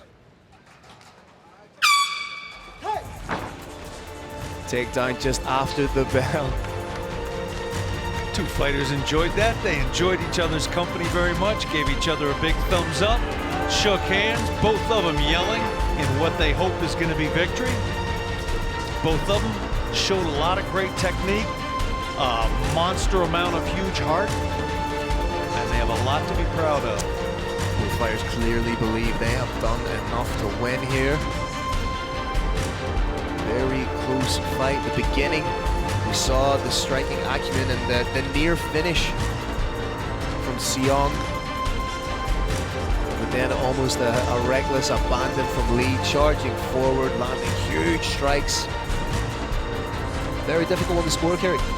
It is indeed, but what's not difficult is for these two to be standing or kneeling in the Brave Combat Federation cage and showing respect and even love for each other. Beautiful moment in there. Dropped down their knees, bowed forward, stood up, continued bopping hands. This is nothing but respect, nothing but love. Final scores being tabulated, overseen by our head of regulatory affairs, Mr. Deggy Larkin, making sure the right decision is made.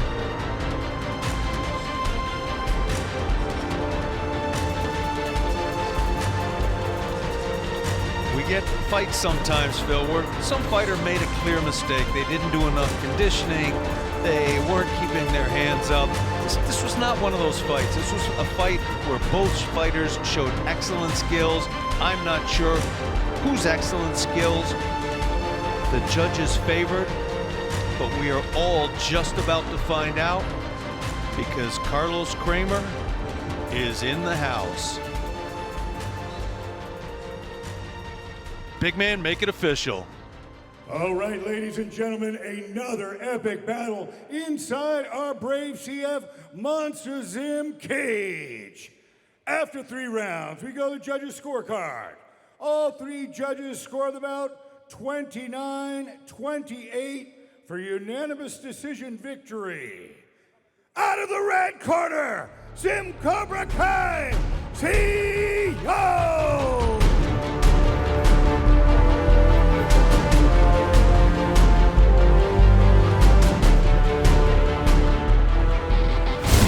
This bout is presented by Brave Nutrition. Behind the athlete, there are hours of training. Behind every hard training is Brave Nutrition. The former #1 amateur fighter in the world, Axel Sola, has continued his dominance in the pro ranks as he looks to maintain his undefeated record against Yun Sung Jang, who is coming off a 4-fight win streak including amateur and professional bouts.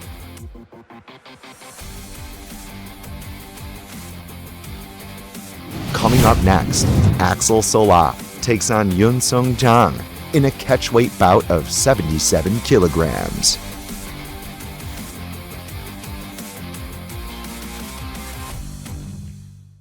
All right, Brave Nation, this next battle is 3 5-minute rounds in a catchweight bout of 77 kilograms. Introducing your first warrior. Fighting out of the blue corner, this man's a mixed martial artist with a professional record of 1 win and no losses. He stands 181 centimeters tall and weighs a ready 76.65 kilograms. Representing Korean Zombie MMA and fighting out of Seoul, Korea, please welcome Yoon Sung Chang.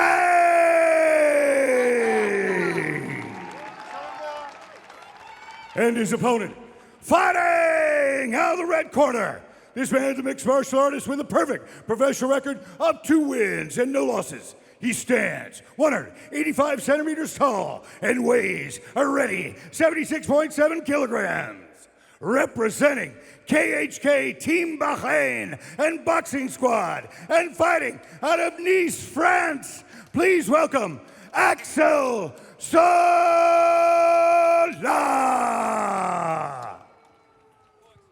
Your referee is the Bandit, Decky Larkin. Yoon Sung Chang, clad in Green Hill, my opinion, the finest fight apparel in the sport. Axel Sola in Bad Boy, the original brand in the sport. Both fighters undefeated, fairly young in their mixed martial arts career. Not even 6 months for Yoon Sung Chang, just over a year for Axel Sola. Nice leg kick from the Korean. Nice leg kick, but an incredible recovery. That drop forward actually powered the hands of Axel Sola. Very wide base from the southpaw, Axel Sola. A little bit of a wide base from both fighters means they're both planning on setting down, letting those hands go.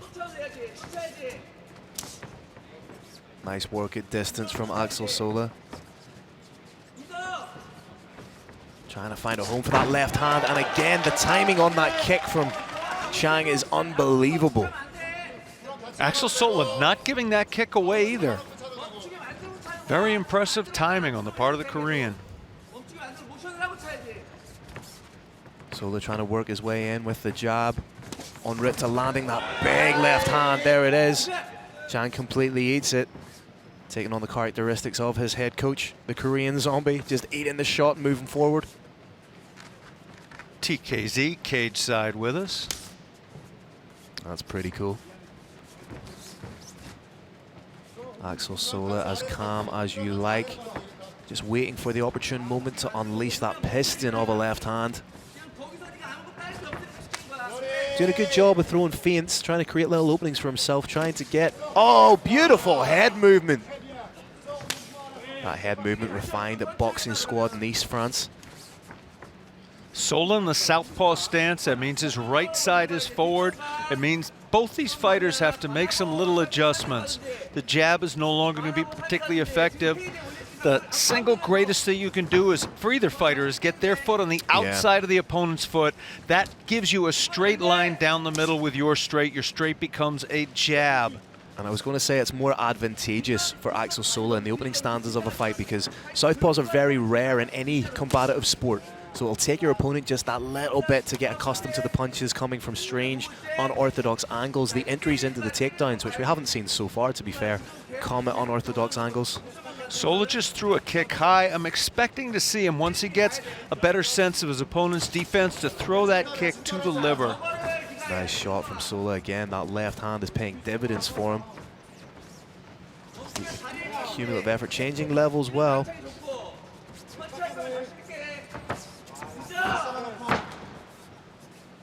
Axel Sola representing KHK Team Bahrain. Trying to work that counter left, trying to absorb a little bit from Chang.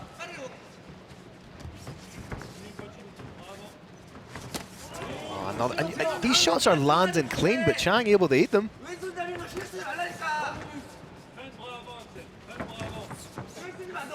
This fight is mostly being contested in kickboxing range. Neither man's threatened with a takedown so far.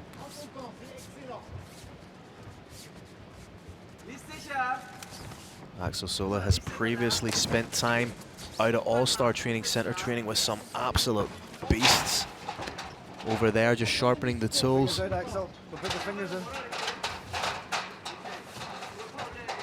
First time we've seen the action taking place up against the cage. Sola as calm as you like. Just forcing his weight upon Jang.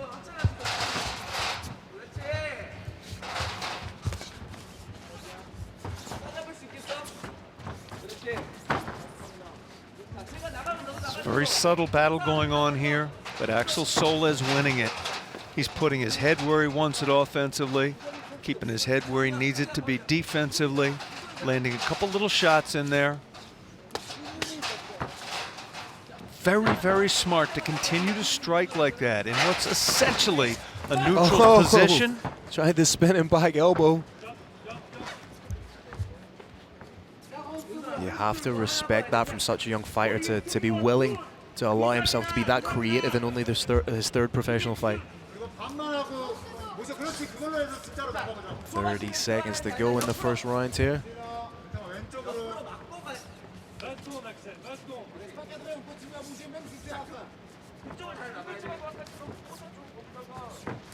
Sola may be feeling a little bit of the effects of jet lag, a little bit the effects of a long trip here.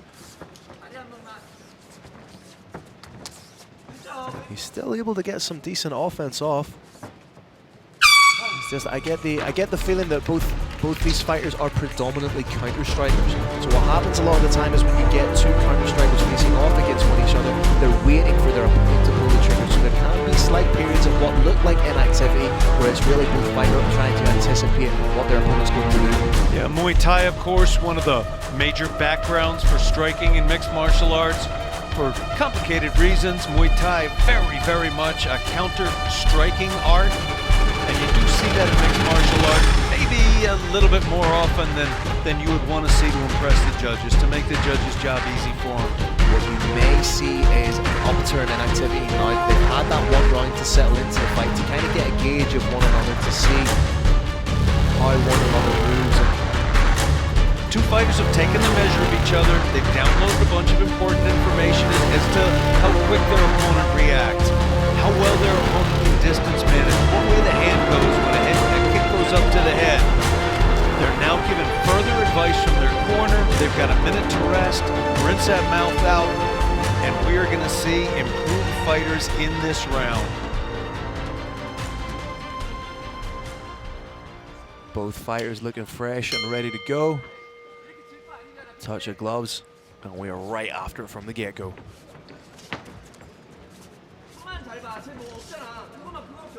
Axel again just trying to find a home for that left hand.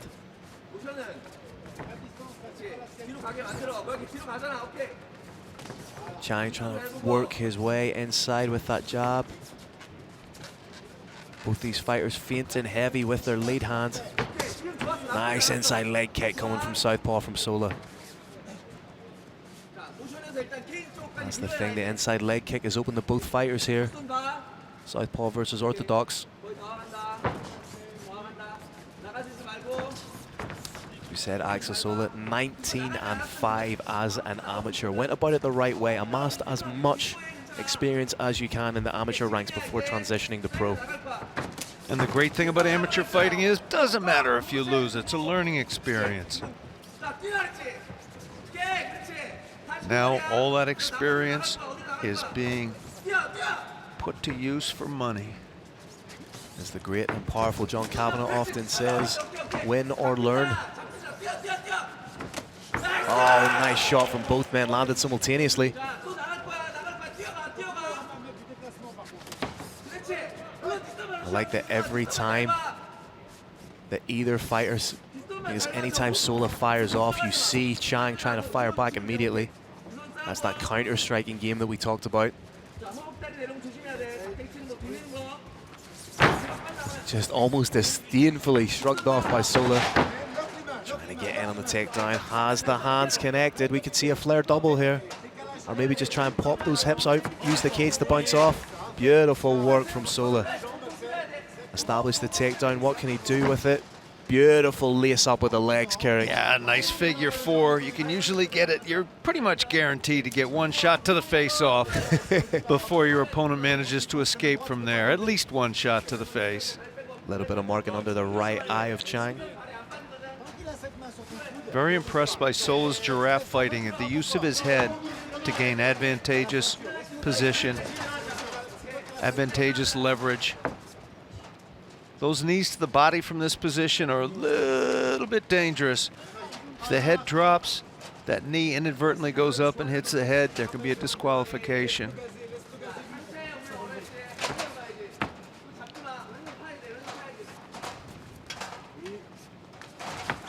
Oh, it's gone high crotch on it. Thought about the big dump takedown. Jang was able to break his fall a little bit, but a lot of the time you see people try and break their fall. Oh, back of the head. That is an illegal. Elbow did not cause any damage. That's one in the bank now. He's got away with one. Dickie Larkin has that ticked off in his head that one was thrown there. Oh, nice shot from Sola, and again. And it's this particular aspect of the fight that requires serious cardio. Nice control being exhibited by Axel Sola.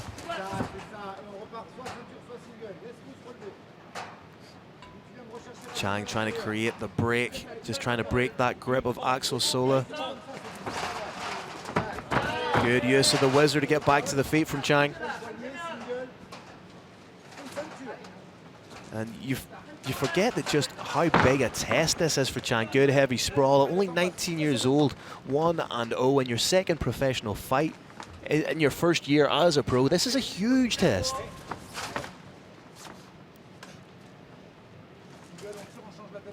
When you're coached by none other than TKZ, you can get great results very quickly. Again, shelving up those legs. And that's a great hallmark of the fighting style of Axel Sola, is he shows a fighting IQ far beyond his 24 years. He does. He needs to cause a little bit of impact here. He clearly has the advantage in the grappling department. He's not quite taking full advantage of it.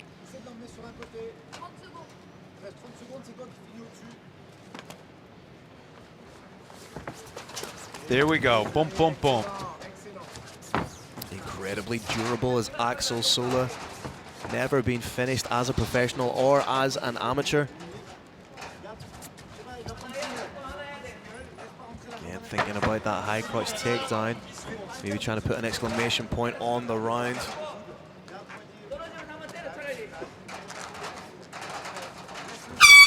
Nice defense from Axel against the cage. The shots aren't huge, but Axel Sola's constant rain of knees, of short little hooks to the head, of small little uppercuts, those are absolutely telling on the judges' scorecard and telling on the face of the opponent as well. It's all little wins within the fight that Axel's accumulating. It's the takedown, it's the landing strikes, it's the frustrating your opponent. It's a very, very intelligent, well-measured approach so far. Axel, with only 2 fights, is showing the advantage of having had so many amateur fights under IMAF. Obviously, that beautiful wrestling that we saw from Axel is performed by KHK head coach, the great Eldar Eldarov. Eldar also very aggressive with everything he does.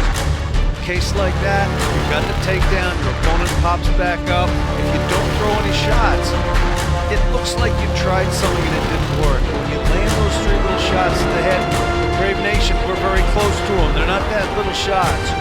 Then you win the exchange, even though what you wanted to happen didn't happen.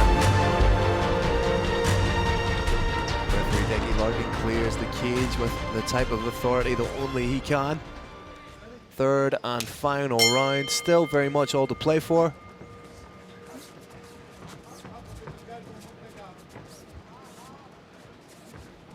Both men just trying to find those little openings for one another. Trying to find those little shots, just graze the chin to Jang. Axel Sola, I believe, is up 20-18. No reason for him really to change his game plan up very much. No, if it ain't broke. Yoon Sung Chang, I think, wants to go for broke a little bit more.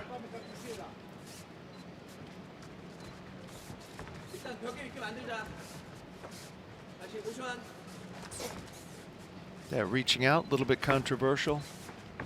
If the fingers are pointed towards the opponent, it's no longer allowed under unified rules.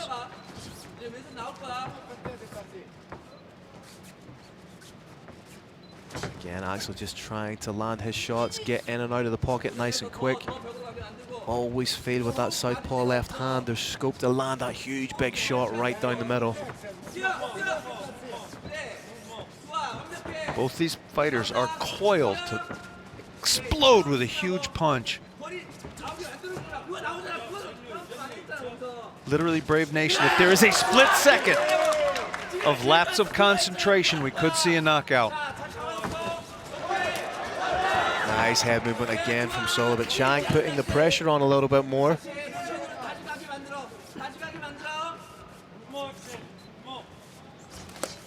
Again, that left just sneaking through, edging ever closer to the chin of Jang.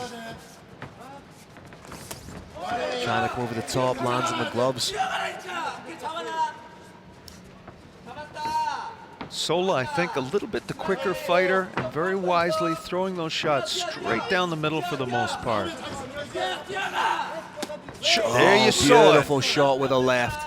Axel himself knew that that landed clean, but Jang's face completely unmoved by that shot. Shortest distance between a fist and a face is a straight line. Might not land as hard as a hook, as an uppercut, as an overhand, but it's more likely to land. Axel Sola has a nice little whip on the end of those punches too. He doesn't push him forward, he snaps him forward, akin to the end of a whip snapping.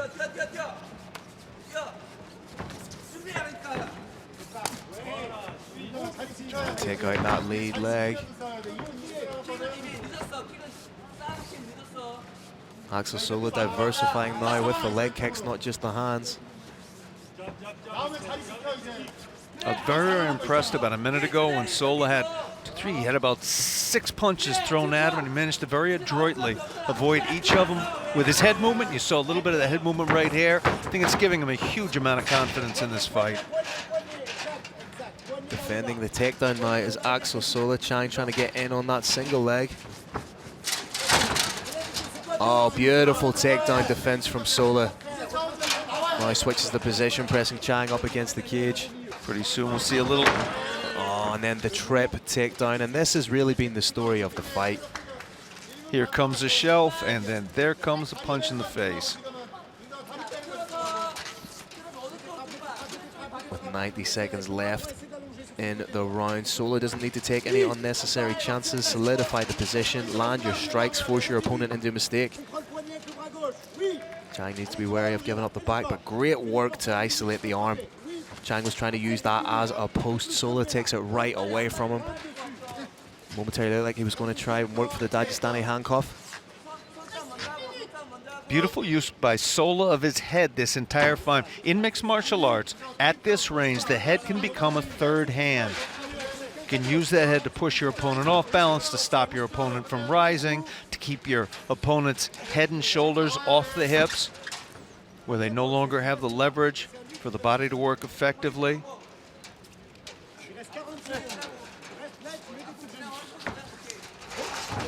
Straight into another takedown. Axel Sola really putting a dominant stamp to finish the third round here. Yun-Sun Chang fought very, very valiantly, but he's taken some big shots to the head. Shots to the head are exhausting. He does not have left much in him.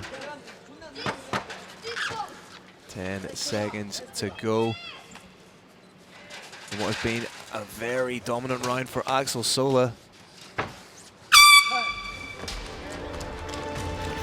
There you have it. For the 4th time tonight, I believe, we go to the judges' scorecards. Axel Sola looks like a somewhat dejected figure there. He doesn't look happy. Neither fighter is delighted with his performance, but I thought it was a good showing by both fighters. Yun-Sun Chang came into this with only 1 professional bout, acquitted himself very well. I think we all agree he didn't win. Held his own, showed great conditioning, landed a lot of big shots. Axel Sola, I think, was looking for a highlight reel knockout in this bout. It's the only thing I can think of why he wasn't happy with his performance. I'm going to make my way in into the cage and grab a quick chat with whoever won this bout.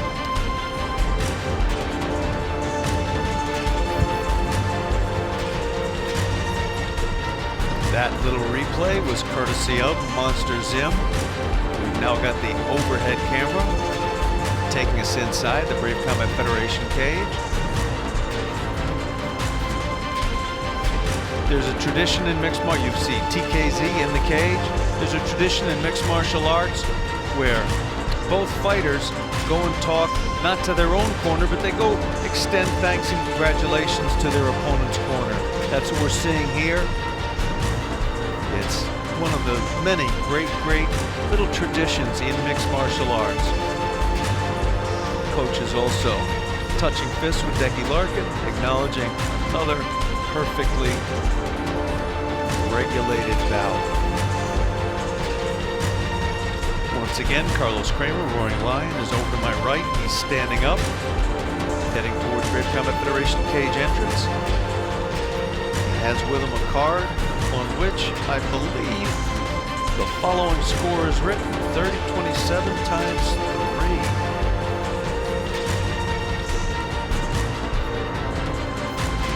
3. Here comes a lion.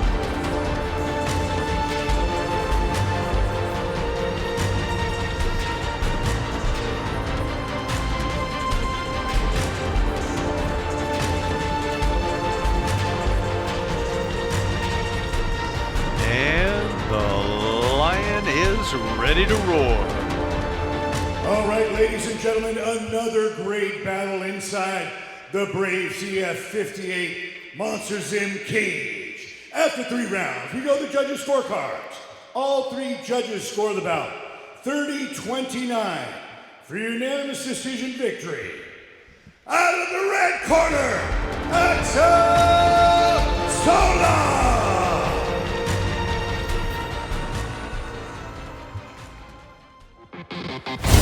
This bout is brought to you by Brave Gym. Training for mind, body, and spirit. Brave, it's more than a gym. Abdullah the Ripper Al-Katani is looking forward to continue his incredible run of wins. When he takes on Jong, who's eager to make a lasting impression in his international debut for Brave Combat Federation. Coming up next, Abdullah the Ripper Al-Katani takes on Jong in a featherweight bout.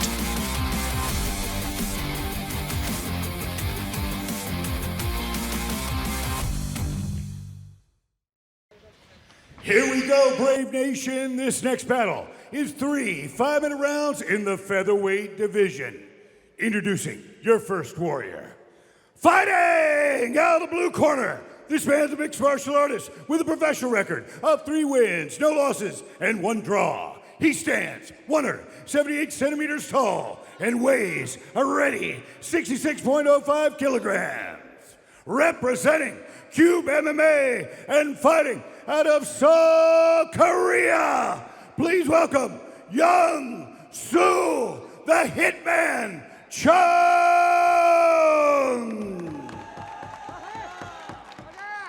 And his opponent, fighting out of the red corner. This man's a mixed martial artist with a perfect professional record of 4 wins and no losses. He stands 175 centimeters tall and weighs a ready 66.2 kilograms. Representing Fight Club and Riyadh Combat Club and fighting out of Riyadh, Saudi Arabia, please welcome Abdullah the Ripper Al-Katani.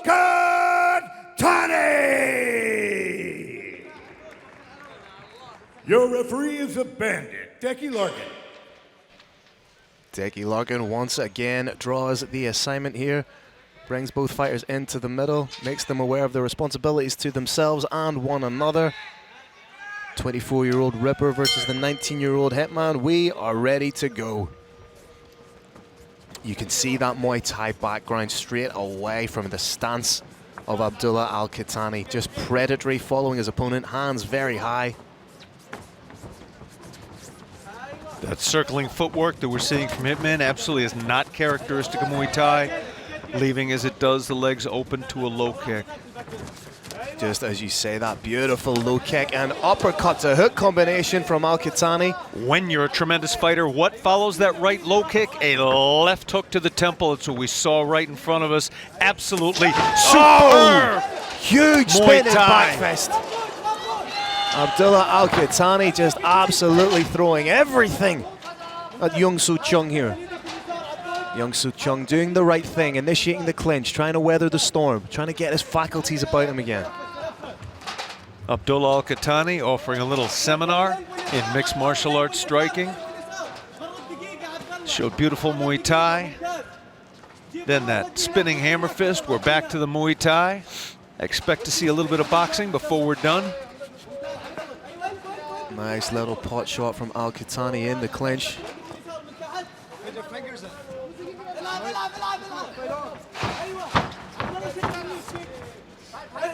Al-Katani gets exactly what he wants, and that's the separation. Just those kicks, they're not so much a slapping kick, but a thudding kick. You know, usually the less sound that a kick makes, the more damage it does, and automatically you can already see the marking up of that lead leg of Sung. Low kicks are thrown for various reasons in mixed martial arts. It can be to impede your opponent's movement. It can be to judge distance, or it can be to try to break that leg. That's what we're seeing from Abdullah Al-Katani. Boom! Oh, and there you saw it. Huge leg kick. And that movement is eventually going to be very much impeded by Chung. There's only so many of those leg kicks you can take. And it's really smart from Al-Katani. Completely take away the movement and popping the step away from your opponent with those leg kicks.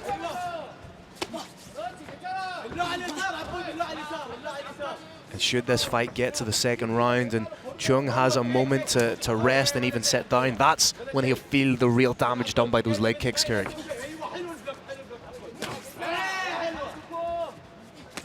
Oh, another huge rear shot, that rear right sneaking through for Al-Katani. This is a seminar in striking from various combat sports striking disciplines. Again, showing just how well-rounded he is by trying to get in on this takedown. Has the hands connected. It's in the perfect position and scores a beautiful flare double, but gets reversed. And a scramble, and they're up. Does a good job to get back to the feet. Ironically, the one thing we're not seeing yet from the Ripper is the body shots that give him his name. Again, he's loving that uppercut to hook combination. But again, a true to form, these Koreans can take a licking and keep on ticking, Carrick. We are blessed to be in a warrior nation, and as I said earlier, a nation of very, very kind people. They are very kind, but they are tougher than $2 steak. Make no mistake, we are in Korea. These are Korean fighters. When they are ahead, they fight as hard as they can. When they are behind, they fight as hard as they can. Nice takedown from Al-Katani. Needs to beware of the arm bar. Point of the elbow was safe. But Chung showing that he's a threat right from the get-go.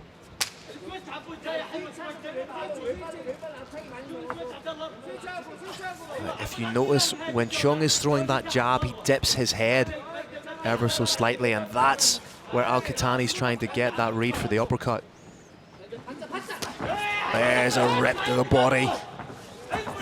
And for someone that's never absorbed a body shot, they are absolutely horrible. So debilitating, and you're fully conscious and acutely aware of just how horrible they are. After a hard shot to the body, it's hard to know whether you want to fall on the ground or try and stay standing, because they both hurt more or less in equal measure. For me, it's fall to the ground and assume the fetal position and hope for the best. Nice head control from Jong here. Short time left now, just a couple seconds left. Oh, nice knee on the break from Al-Katani. Tried that step and elbow. Two fighters loved that round. Two commentators loved that round. Incredibly entertaining. 2,000 fans loved that round. Al-Katani throwing absolutely everything. There you see the replay, just absolute reckless abandon. just shy with the spinning back fist.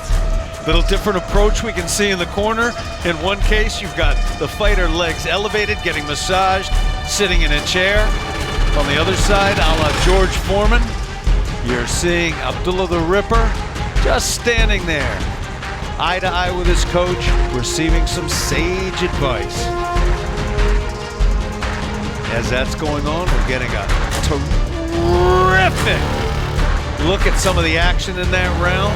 Beautiful takedown, went down a little bit too hard, was reversed, but only momentarily. Thank you, Monster Zim, for that replay.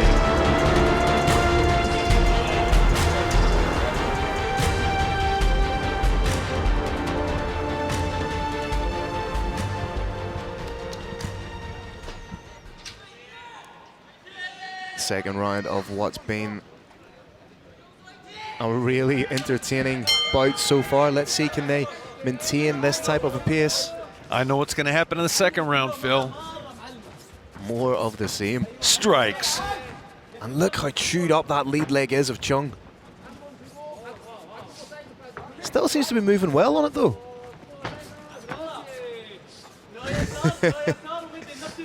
Abdul Al-Katani having fun, but another huge leg kick. And he just digs it right into the same spot every time, right into the meat of the leg. One of the keys, Brave Nation, to those low kicks being effective is that they hit the exact same spot over and over again.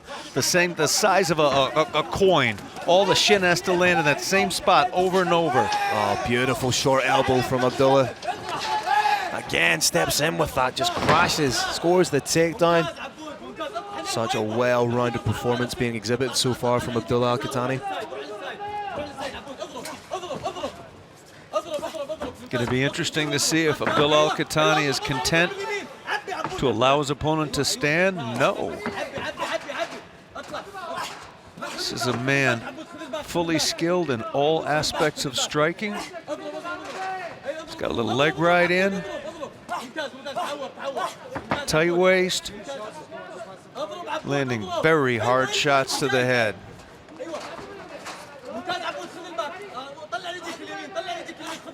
In 4 fights, he has yet to pick up a submission win. Phil, when you hit that hard, when your hit shots are that nasty, why bother? As we said during his walkout, he is a national champion of Saudi Arabia at the blue belt level, currently a purple belt. Oh! Trying to switch to Dars. Rolling with it, impeded by the cage, has a leg locked up. Becky Larkin not letting Jong sneak his feet into the cage. Mounted position coming up. Oh, rides it out well. Abdullah Al-Katani could be looking for the finish here. Big shots. Corner calling for elbows, and they are being delivered. These are all good shots being landed by Abdullah Al-Katani. Loud exhalation with each strike in the Thai manner. Oh, another crushing shot. Again, Jong able to absorb almost insurmountable damage. And I always like to think of the aspect of if you're punching a fighter, if you're hitting a fighter with everything you have and they remain largely unmoved, it's bound to be demoralizing. When you're in Korea, you got to get used to it.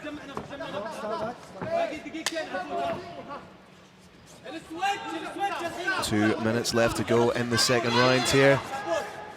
Both these guys just buying down on their mouthpiece and winging shots. Young-Soo Chung, his body is getting just a little slack. Another big takedown from Abdullah Al-Katani. He times it beautifully. He waits until Chung sits down on those punches, plants the feet, changes levels, scores takedowns. Hitman's muscular control is compromised at this point to some extent. Some combination of the headshots, the low kicks, the pressure and the fatigue are robbing him to some extent of his balance, of his reflexes, of his strength, of his speed. Both hooks in, back tick here from Abdullah Al-Katani, not quite underneath the chin. Edging closer to it though. Not quite far either. Talk about frying pan to fire. Into the mounted position. Abdullah Al-Katani needs to be controlled with the strikes here. Again into the back tick, but he's very high up. Again, just The strength and the will and the ferocity of Young-Soo Chung here is incredible. He may not be winning the fight on the judges' scorecard so far, but he's winning it in the hearts of the fans. Terrific work, too, by Abdullah Al-Katani. One of the ways to lose in this sport is to win, and when it doesn't quite go your way, you continue with something that's not working for you. Abdullah Al-Katani absolutely willing to switch it up. Oh, good heavy sprawl this time by Chung. Al-Katani hasn't given up on the takedown yet, trying to press Chung against the cage. And scores the takedown. Needs to sneak his hand under and maybe grab that ankle of Chung just for a little bit more control. Because there's a cage in mixed martial arts, one of the best takedown strategies is just to drive. Level change, get in the hips, and drive, drive, drive. You've seen it work here to brilliant effect. Chung trying to use that figure 4 grip again to try and advance his own position as opposed to work for the submission. Again, an incredible second round. The back and forth level of this, the heavy shots landed by Abdullah Al-Katani. Absolutely fantastic round. Third round, I'm glad to see. Abdullah the Ripper actually allowing a stool to come in here, sitting down, catching his breath a little quickly. Warning from Decky Larkin to make sure that the water doesn't spill out of that bag. Interestingly though, I think we may have a remote corner man in the corner there joining us by iPhone. See, one of the corner men has the iPhone. I think it's video call to somebody, maybe the head coach who wasn't able to make it. That's a new wrinkle of the game for me. As we've discussed many times now, Brave Nation, it's very difficult to try. I know we're getting towards the end of the pandemic, but that is by no means the case everywhere globally. Now he's actually put one of the headphones in the ear of Al-Katani so that the coach can impart a message. We are living in the communication age, in the information age, in the digital age. However that information comes to you, if it's from the right source, it's invaluable. That's proper innovation, isn't it? Third and final round. There we go. I'll give you a hug and then we'll just beat the head off each other for 5 minutes. That's right, that's what this sport is all about. I'll give you a hug, I'll express all of my respect, and then I'm gonna try and put your lights out. Almost unfathomably quick pace set by both men throughout the duration of this fight so far. Bound to be strenuous on every synapse, every fiber of your muscle.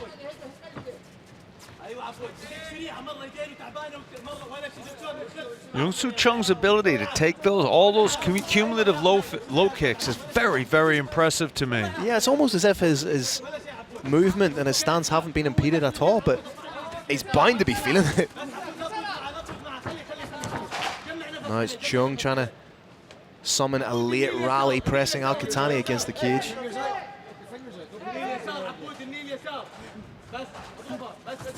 Oh, beautiful shot on the break from Al-Katani.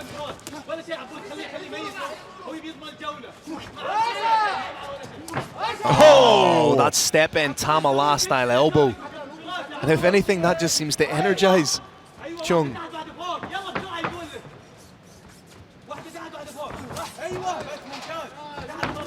As I said earlier, Al-Katani is putting on an absolute striking clinic. He's showing striking from Muay Thai, striking from kickboxing, striking from boxing, striking from MMA.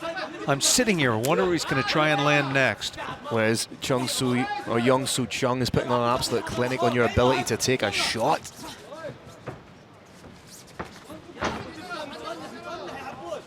Little speed wobble there from Chung.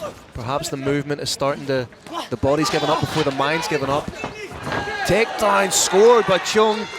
What a level change, what a corner take. Needs to be wary of the power guillotine here. Abdullah Al-Katani trying to work that guillotine, is underneath the chin, doesn't have the hands connected though. We're getting a close-up on that leg, that is nasty bruising. Leg lock attempt coming up. Doesn't quite have it, trying to roll, but ends up getting his back taken. Half a round left here, 2 minutes 30 to go.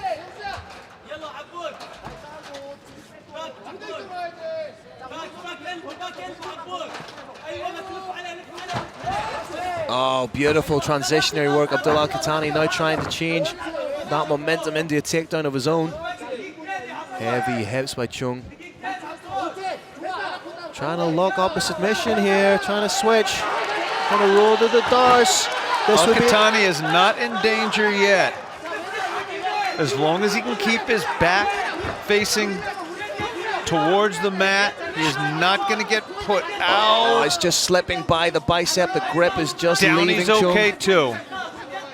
Doesn't have it clean on the bicep. The grip is a little slack. May try and change the guillotine. Still keeping a hold of that neck. 90 seconds to go. Another takedown by Abdullah Al-Katani.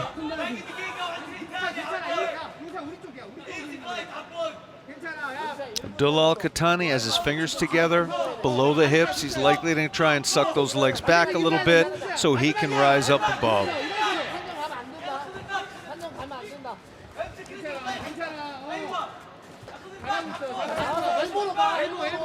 Oh, separation and strikes from Abdullah.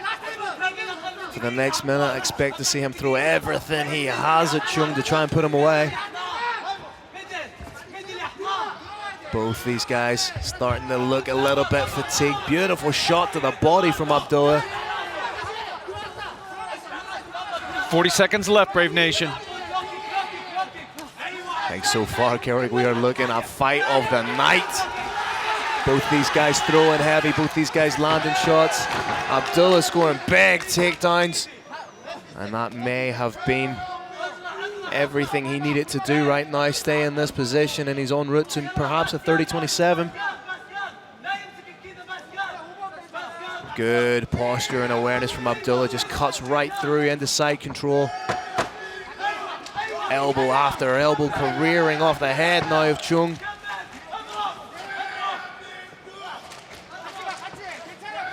Absolutely fantastic fight.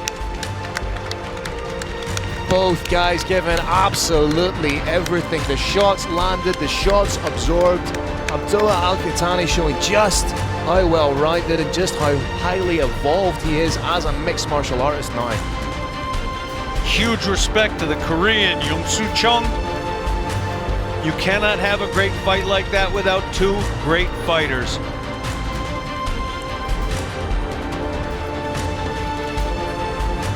Little disappointment on Hitman's face. He has nothing to be ashamed of. Fought every second of every minute of every round. I don't believe it was enough in this fight. I think we're looking at a 30-27. You see some of the action there. You see Abdullah Al-Katani threatening with the guillotine. Turning the corner beautifully as Jong to get the takedown on Abdullah Al-Katani.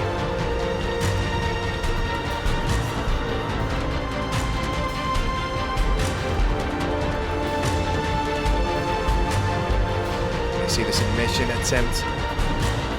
Just needed to get onto his hip more and work towards hooking up a leg of Al-Katani. It was an anaconda attempt, but very hard to finish with the opponent parallel of the ground. If you get the opponent perpendicular, hook a leg, move your hips in, you can crunch that head.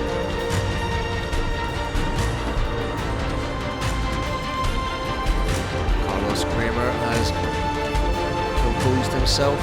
He is making his way into the Brave Arena. Ladies and gentlemen, we have an official decision. Let's throw it up to Mr. Carlos Kramer.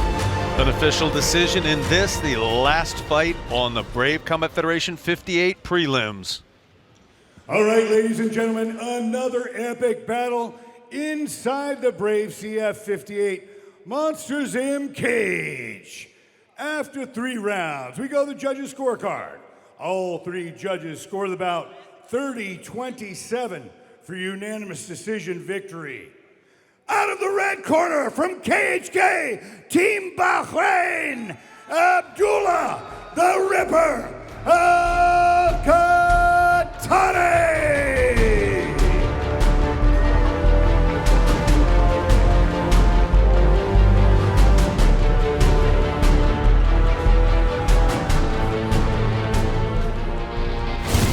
This bout is sponsored by Brave Energy Drink. Only the best to power your best effort. Fortune favors the brave.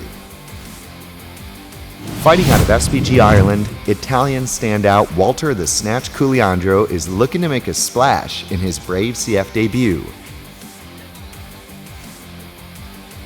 as he takes on Jae-hyuk Spicy Punch Bang, a Road to Brave winner who's riding a 4-fight win streak.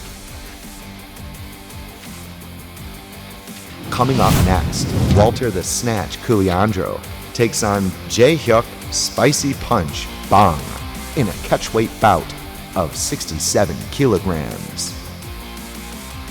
This next incredible battle is 3 5-minute rounds in a catchweight bout of 67 kilograms.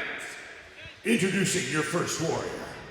Fighting out of the blue corner, this man's a mixed martial artist with a professional record of 9 wins and 5 losses. He stands 176 centimeters tall and weighs a ready 66.75 kilograms. Representing Korean top team and fighting out of South Korea, please welcome Jae-hyuk Spicy Punch Bang! And his opponent, fighting out of the red corner, this man's a mixed martial artist with a professional record of 11 wins, 2 losses, and 1 draw. He stands 177 centimeters tall and weighs a ready 67 kilograms. Representing SBG Ireland and fighting out of Dublin, Ireland by way of Italy, please welcome Walter the Snatch Kogliandro.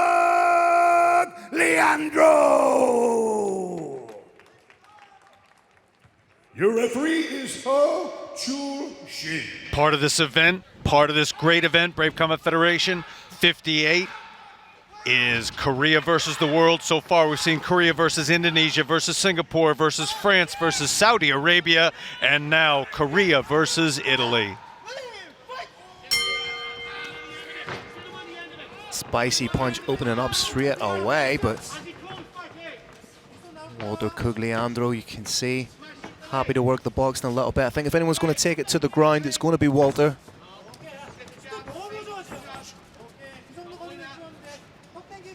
Both guys just trying to work from behind their jabs at the minute. Spicy Punch keeping it out a little bit more. Kogliandro maybe reaching out just a little bit too far with that parry. May leave his face open to a hook. One thing I do enjoy about watching Kogliandro is as soon as he feels a punch land, he replies straight away. Doesn't give his opponent any time to settle back into the rhythm, to settle back into their own flow or cadence. That's part of the methodology behind the judging in Muay Thai. In Muay Thai, you get a point when you hit somebody and they don't hit you back. If you hit somebody and they hit you back, it's neutral. So when you see an excellent Muay Thai-based fighter like this, they've spent a lifetime in a sport where when you get hit, you have to hit them back, and then it doesn't count.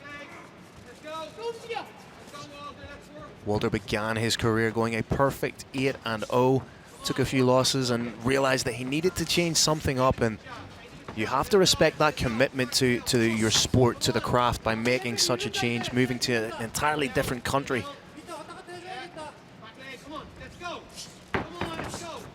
Rage burn in the corner of Walter, calling for a little bit more action.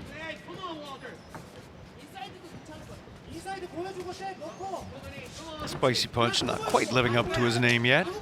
Nice low kick from Walter Kogliandro. Smart jab. Trying to find a home for that lead hook as Walter. There it is.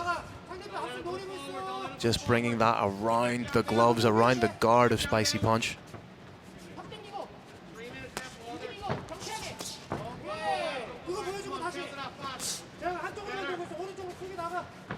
So far, the greater volume of strikes seems to be landed by Walter. Walter mostly still in information downloading stage. Not trying to take his opponent out of there yet. Wants to get a better sense of his opponent's distance management, of his opponent's reaction time, of how strong he is. He may have started to get some of that information. Maybe time for him to turn it up.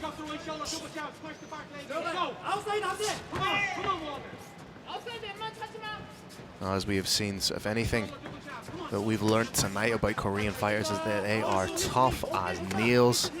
They can take some serious shots and stay in until the very end. May have just been a kick to the knee there. Made a slightly unusual noise.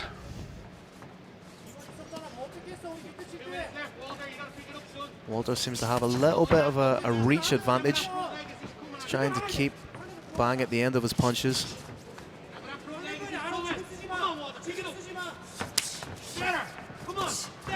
Good frequency of strikes being displayed by Walter, mixing the levels up well.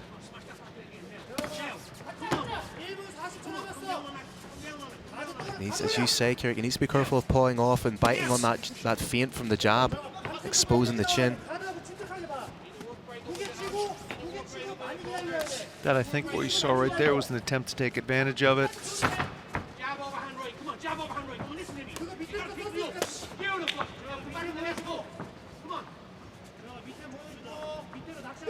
Walter just trying to, both these fighters really just trying to fill the space between one another right now.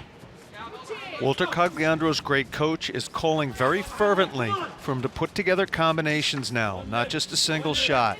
Throw one, follow up with two, maybe an overhand two. Throw two, follow up with a hook.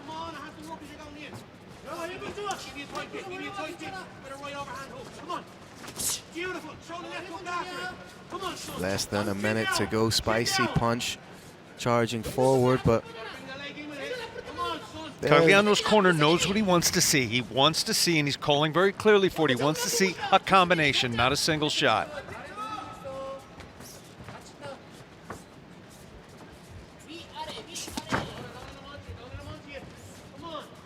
The punches of Walter are sneaking through, whereas the punches of Pang don't really seem to be connecting flush.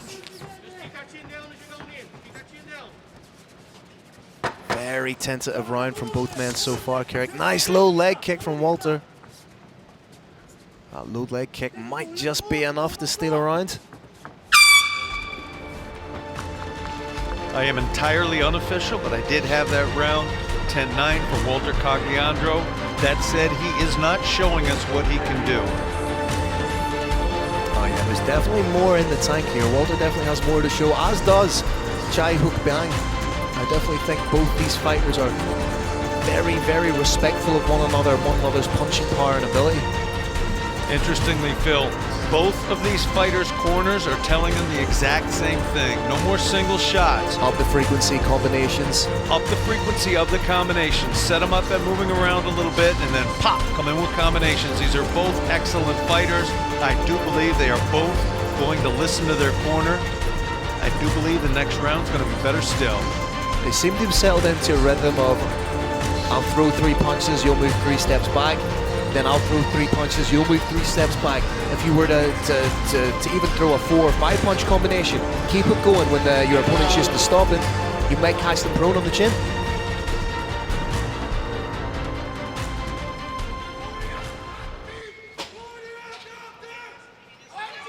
Second round, let's see what adjustments these fighters have made.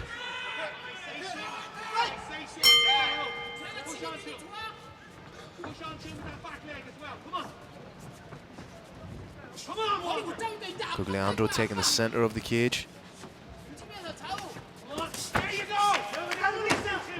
Kogliandro's had good luck with that low kick. Disrupting his opponent's balance, has not been able to follow that up, however, take full advantage of it with, for example, a left hook. He's timing the low kick really well just as his opponent steps in and plants the foot down.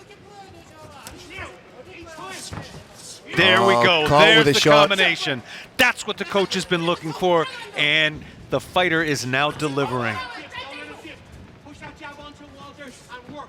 Chin down now. Chin down. Come on. No, get that back. Get that back. Get that back. Come on, Walter. You gotta work. Spicy punch up in the frequency a little bit. Getting the strikes off a little bit more, up in the volume.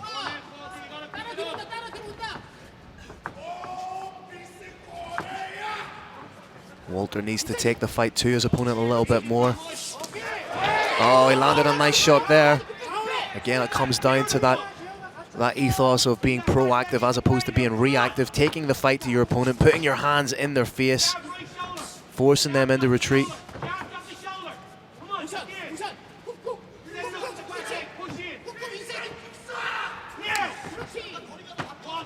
For someone that considers himself more of a grappler, Kogliandro's happy to stand in the pocket. Phil, I do think he's winning. I think he's coming out ahead in the majority of these exchanges. That said, as I said earlier, I don't believe he's showing everything he can do. Just how important is it for a fighter to take the center in the eyes of the judges, to take the center of the cage? If there's not a lot happening, if they're fairly even for strikes landed, how important is your position within the cage? In a completely even fight, one of the things that judges look for is pace, place, and position. One of those three, of course, is position, and that refers to who is dictating the position on the floor, even if it's absolutely even. Landing the exact same number of strikes. If one fighter is determining the position on the floor, where they happen to be standing, he is in advantage. Oh, nice shot there from Kogliandro. Biggest shot of the evening. And you know that the shot landed well when your opponent drops their hands, gives you a face and calls you on. Spicy punch calls for a little bit more of that. That's international body language for, yeah, you caught me, bro. 2 big low kicks in a row. 8-4 previously. Starting to play a little catch up here.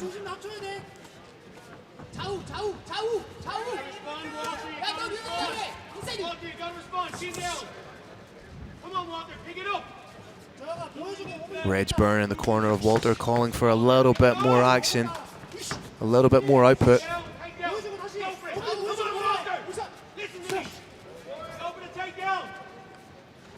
Redburn showing his hand a little bit by shouting for the takedown. He's going to have to set the takedown up by closing the distance first. Set it up, close the distance, bring the hands of your opponent up.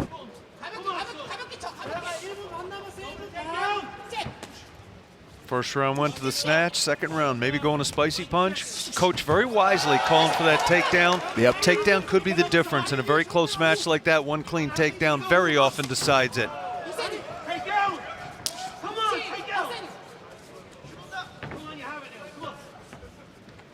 Again, he needs to set that takedown up with the hands. Can't go shooting in blind and from distance. He's going to have to land sort of 3-punch combination, get in, close the distance. Occupy the upper half when you shoot in on the lower half.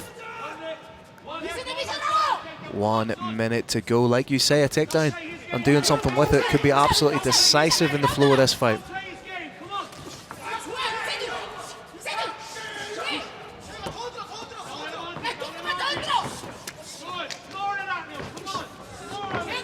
Last minute of the second round. Positions have changed a little bit.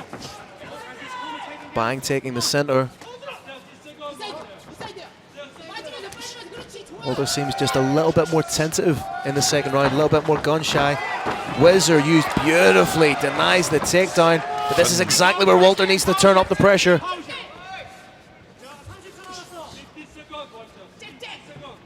"15 seconds left, Brave Nation.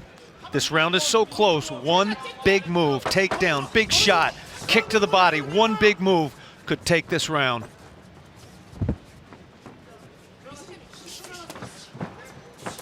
Oh, good shot to the body to finish, but again, the greater urgency seemed to lie with Chai Hook Pang in that round, Kirik. This is as unofficial as scores get, but my best guess is this bout is now 19-19, meaning whoever takes the third and final round takes the entire fight. My guess is both corners are going to tell their fighter that, and we're going to see these two fighters coming out with urgency. Yeah, a fight this close, you don't want to leave it in the hands of the judges. See some decent work there. These guys are just, they're just grazing one another with their shots. I mean, the leg kicks have probably been the most telling shots that have landed so far, Kirik.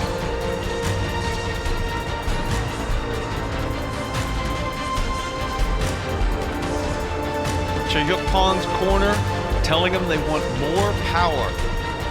It's the second round in a row. They've offered a couple of different setups, but at the end of that setup, they want to see power. A power straight or a power hook. Third and final round. Who wants it more? Who's willing to take that step? Who's willing to take the fight to their opponent.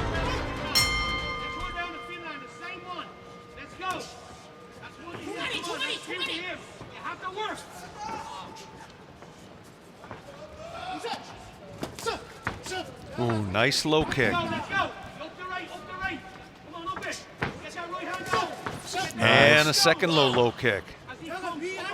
Pong's calf starting to show the effect of those multiple shots. His gait may be starting to show the effect of those multiple low kicks too.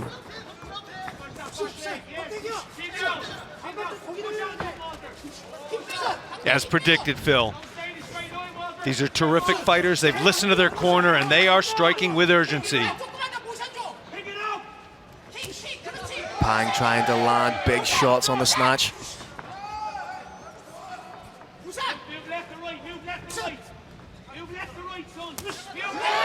Another big leg kick. You can see that wilting, or you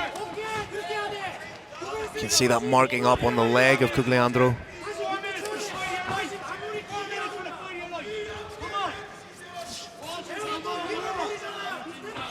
Walter really needs to pick things up. It's Cogliandro's energy is sagging just a little bit. It's reflected in his reflex time.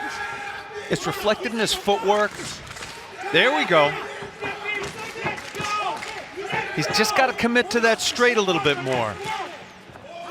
Another half-inch of movement and he will cause real damage. Yeah, it's almost as if he's been trying to conserve energy throughout the fight, and he hasn't been really committing 100%. But if you're at this stage of the fight, this is exactly where you need to tap into those reserves to make things happen. Everybody fights debilitated at some level, but you may well be looking at significant jet lag here.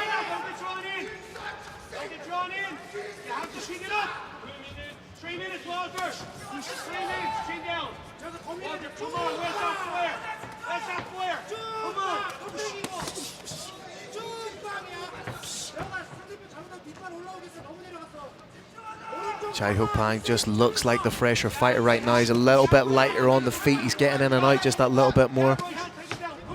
Showing much better head movement. Feinting just a little bit more. Trying to put the combinations together a little bit more adroitly. Now he's taken away, to some extent, what has been Walter's best attack, which is that calf kick.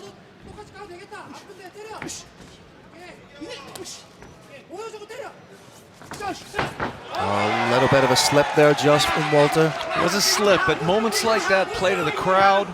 They play to the opponent's heart, and they play to the judges. And Pang is absolutely chewing up that leg of Walter, so much so that he forced him to switch stances there. That, again, is international body language for "you hurt my leg." And all of our judges cage side know it. Nice shot landed there from Walter.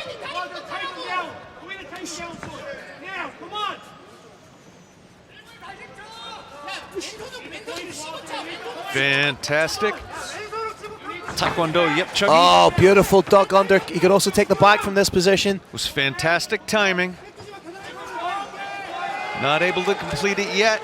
Oh, and now. And not able to compete, to keep his opponents back up against that cage. You wonder just if that was the last bit of energy that Walter potentially had there.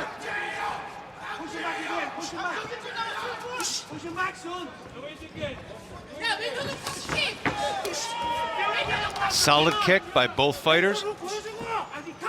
An incredibly even fight so far, Kick. It just shows at this stage when we're watching fights that are this strategic, it's all about those game of inches, isn't it? Strategic can be a polite term for the two are barely touching each other. That is absolutely not the case here. There's some heavy shots being landed, particularly to the legs. Chai-Ho Pang is definitely touching the snatch.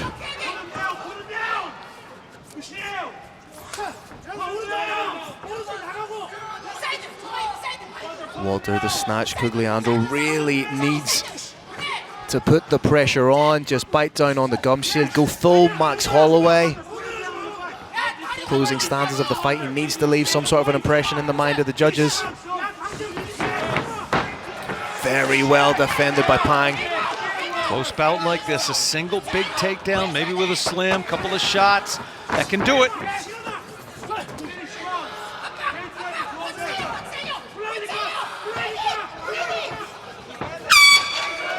Very, very interesting fight. And for the 6th time tonight, we will go to the judges' scorecards. Super intriguing bout again. Incremental differences within that fight will render someone the winner, will render someone the loser.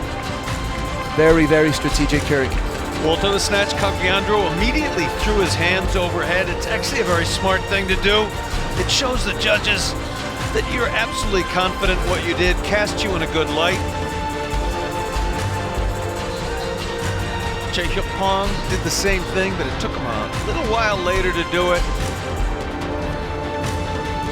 Very, very close fight. I think I know who won this one, but I don't want to ruin it for Brave Nation because I am not one of the official judges.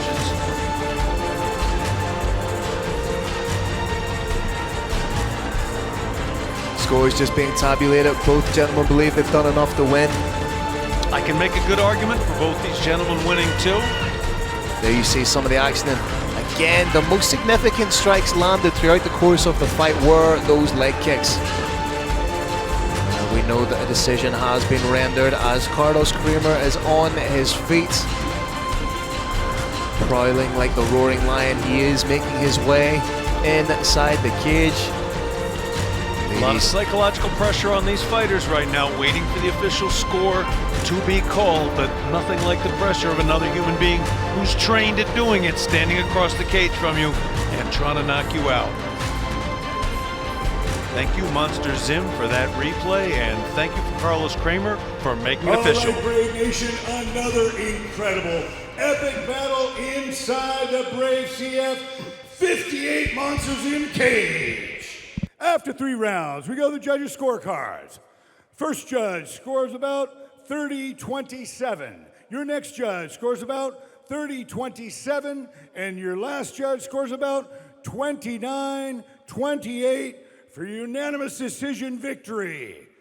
Out of the blue corner, Jang, Spicy Punch, bang!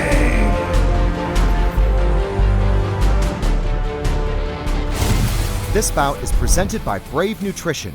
Behind the athlete, there are hours of training. Behind every hard training is Brave Nutrition. One of the most feared knockout artists in the division, Maciej Magic Man Gersi is ready to make another victim when he meets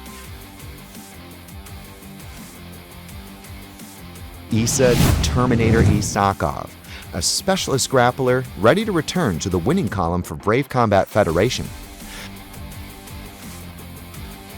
Coming up next, Maciej Magic Man Gersi takes on Terminator Isakov in a super lightweight bout.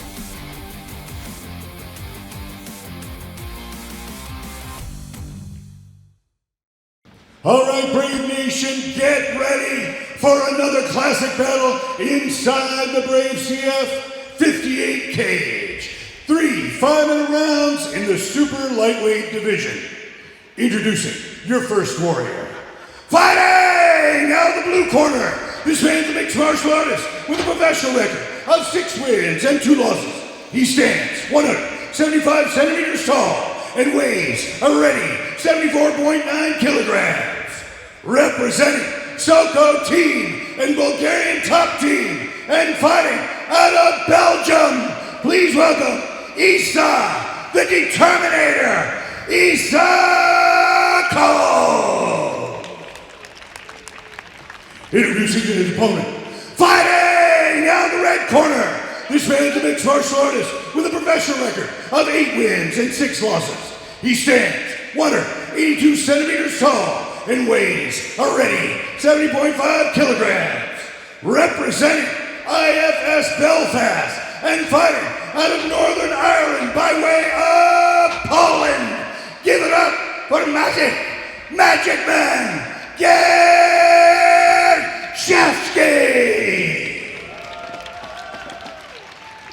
Your referee is Jong Kim. Brave Nation, we are still in the the COVID-19 global pandemic. Travel is much more difficult than it ordinarily is. We cannot always get all the personnel that we want. Magic Gersiewski's corner was not able to come. My broadcast partner, Phil Campbell, the Irish Thunder, is actually stepping in, and he is in Magic's corner. I'm going to be joined here by Carlos Kramer, the Roaring Lion of Brave. The Roaring Lion is sitting down with me right now, and the fight is underway. We've been waiting for this one, Carrick, for a long time. A lot of build-up onto this fight. This is such a beautiful contrast in styles.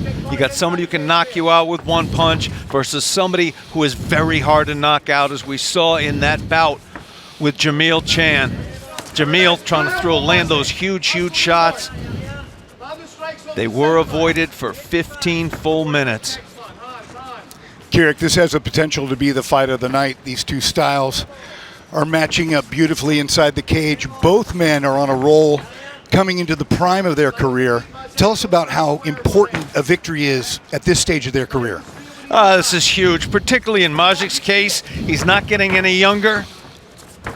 A big win could push him into very, very close to title contention. A loss would push him perhaps impossibly far away. In that sense, what's riding on this fight? Everything. And you're going to see him fight like it. Maciej Gersiewski is going to throw everything with knockout intentions. He's a classic example, Carrick, of somebody who's evolved their game later in their career and getting their rhythm and their groove late in their career, which has worked out perfectly for him. Gersiewski gets all of his wins by stoppage. He can be tapped, and Isakov is a tap machine. Isakov imposing his will on Gersiewski right now. Gersiewski very calm, doing what he can to stay under control.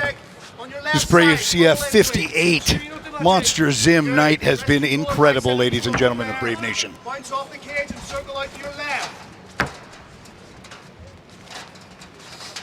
As we've discussed earlier, this is one of the great tests of strength in mixed martial arts. Requires a great deal of technique, great deal of leverage in order to get the exact position you want. Isakov got it, and then he parlayed that into a takedown. Very nice, Carrick. Controlling from the top. This has been a challenge for Magic Man. He would much rather be standing and banging. But his ground game has come a lot through lately, and he has shown a lot of well-roundedness in his game.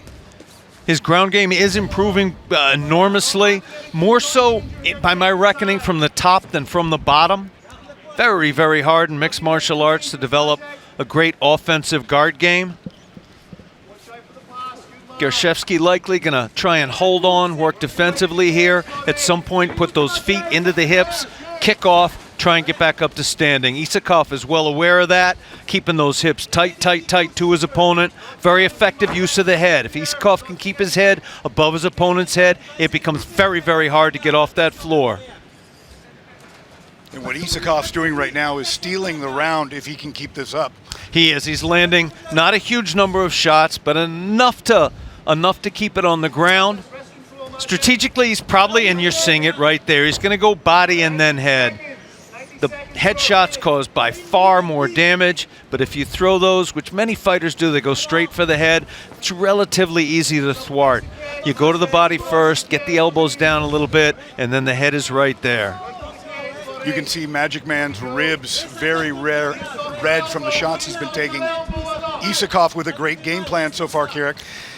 He is indeed. One of the things I try and communicate to Brave Nation is when you see something on the television screen, these little shots on the ground don't look like much, but when you see them from up close and when you hear them, you can actually feel them. You realize they're hitting hard, and then you look at the body, you see that reddened body, and you realize these are not pity pats. Incredibly tough, both men. What a night. Making history tonight with Monster Zim. Unbelievable South Korean audience. Everyone has been so hospitable. So hospitable. Phenomenal showcase for the great Korean heart. Now, when I say heart, I mean it in terms of bravery and also in terms of kindness. Isakov now trapping that arm only briefly. Gersi trying to throw elbows from bottom. Has worked in the history of the sport, but less than a handful of times. That was the clapper you just heard, Brave Nation. It means there's 10 seconds left. That brings us down to about 5 right now. We're just about to hear the round-ending horn, and then the fighter's going to go back to their corner. I am not a judge here tonight, but there is little question in my mind that that was a 10-9 round for Isakov. That's exactly how I had it as well. We've got to talk about the fans here as well and the athletes in South Korea. Just incredible to showcase this great nation again. Another, our 26th country with Brave. 5 continents we've been in, just shattering records across the world. And Kira, giving the fighters who deserve the exposure, the support, and the platform that they've never gotten before from any other promotion. But Brave will find you. Absolutely. And that's true not just on a fighter by fighter basis, but we're also giving the top fighters in Korea a chance not simply to fight each other, but to fight the entire world. We've got 8 Korea versus the world bouts here. This one is actually one of the exceptions that proves the rule. Here we've got England by way of Poland versus Belgium. This is a Europe versus Europe bout, but the vast majority of bouts on this card are either Korea versus Korea or Korea versus the world. Let's see how this pivotal round can go. Gersi trying to stay on his feet. Gersi able to get that single with very little trouble. He was able to keep his opponent down, again, without a great deal of trouble for the entire latter portion of round 1. He may be able to, he is going to attempt to do it here in the second round. Referee is going to need to see a fair amount of action to allow it to stay in the ground that entire time. Brave Nation, what the referees are looking for here is either damaging strikes or furthering position or furthering the setup for a submission. Simply staying on top, not enough. Isakov is moving very well, keeping that control and showing his dominance. On the shots that you're seeing right here alone, they're enough to keep the fight on the ground. You're also going to see him trying to further position. He's going to try and get past that half guard, end up in topside control or even mount. There's an attempt. There's the pass to side control, and it is successful. Beautiful to a crucifix. That arm is now trapped.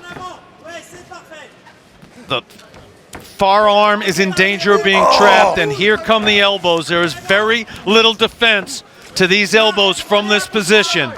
Isakov just landing shot after shot, having incredible positioning. What does Gersi have to do right here to get out of this? He's got to run in one direction, which he's starting to do, and then switch directions and twist his body simultaneously. He didn't yank his body sideways quite enough. Isakov landing shot after shot with his elbow punches. Astonishingly, these shots are not causing any cuts yet, but they are going to. Only a matter of time. There we go. Now the elbow's in the body. And it's trapped again. Isakov is relentless in this attack. He is relentless with these elbows. Relentless with positional dominance. Isakov having a beautiful strategy so far. Gersi staying very, very cool. Seeing if he can find that window again. Elbows to the face. He's not going to be able to take much more of that. Gersi needs to get on his side. Needs to get on that side, then start, and it's over. That's it, ladies and gentlemen. Isakov with the victory, and what a performance by him. The Magic Man put up an incredible fight. Both guys were incredibly conditioned, and Isakov just had the better strategy and the better ground game and took his will out on him. Excellent officiating there in the Brave Combat Federation cage. That was a very, very good stoppage. Maciej Gersi could have taken more damage. He's capable of it. He's as tough as they come. However, he did not show the ability to escape from that position. Isakov did show the ability to throw a virtually unlimited number of downward elbows. The referee wisely stopped the bout. No serious injury to Gersi tonight. Thanks not to those elbows from Isakov, because they are deadly, thanks to the terrific officiating that was on display there. Big props to the referee. Koreans are not just great fighters, they are not just great human beings, they are great officials too. Here's another replay, courtesy of Monster Zim. You can just see these elbows and punches landing relentlessly. After over a minute of continuous shots without a single shot landing, in response, the referee very wisely decided to stop it. Phenomenal display of positional dominance from Isakov. Phenomenal display of what you can do when you have positional dominance. And that is pretty much anything you want to as far as strikes go. With that said, Carlos Kramer, make it official, sir. All right, ladies and gentlemen, another classic battle inside the Brave CF 58 Monsters in Cage. This bout ends in the second round at 2 minutes and 27 seconds. Your winner by TKO due to strikes, Isa, the Determinator, Isakov.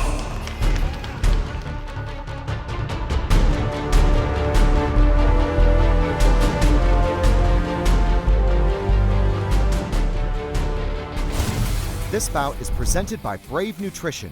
Behind the athlete, there are hours of training. Behind every hard training is Brave Nutrition.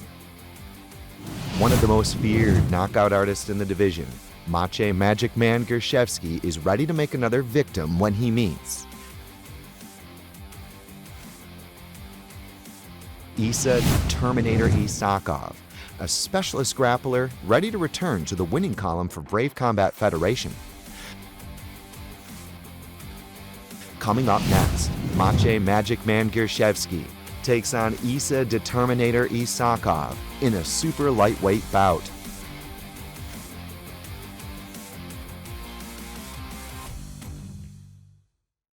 All right, Brave Nation.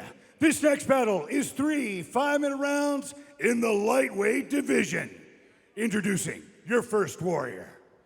Fighting out of the blue corner. This man is a mixed martial artist with a professional record of 7 wins, 2 losses, and 1 draw. He stands 180 centimeters tall and weighs a ready 70.3 kilograms. Representing Monster House and fighting out of Jang, Korea. Please welcome Ho Tech Spider Oh! And his opponent, fighting out of the red corner. This man's a mixed martial artist with a professional record of 14 wins, 11 losses, and 1 no contest. He stands 173 centimeters tall and weighs a ready 70.4 kilograms. Representing the Incredible Fighting and Fitness Center and fighting out of Das Marinas, the Philippines. Give it up for Rolando D. Incredible! Your referee is Ho Chul Shin. The Incredible can strike and he can wrestle. Spider can wrestle and he can strike. Both these fighters have proven they are complete fighters, but that said, The Incredible, I believe, is going to want to strike, and Spider, Ho-Tech O, I believe, is going to want to wrestle. Well, Ho-Tech O has medaled extensively in national and international grappling tournaments under the ADCC banner, but must be said, Rolando D is a legitimate purple belt in BJJ. He wants to get back to that kind of form that saw him knock out Mimos Raza in the Philippines. And you forget, he's still only 30 years old and a veteran of 27 mixed martial arts bouts.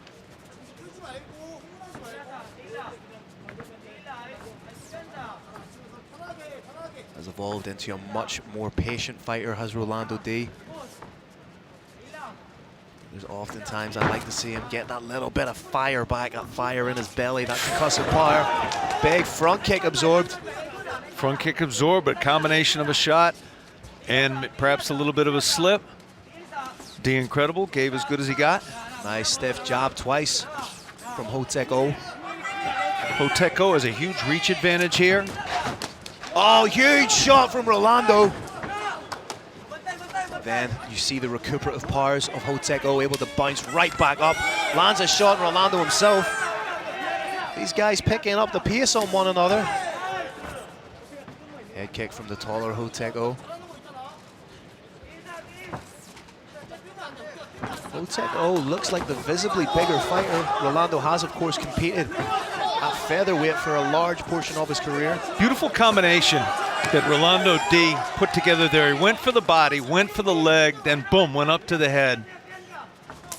And we may see it again. There was a leg. Nice snapping low kick from Rolando.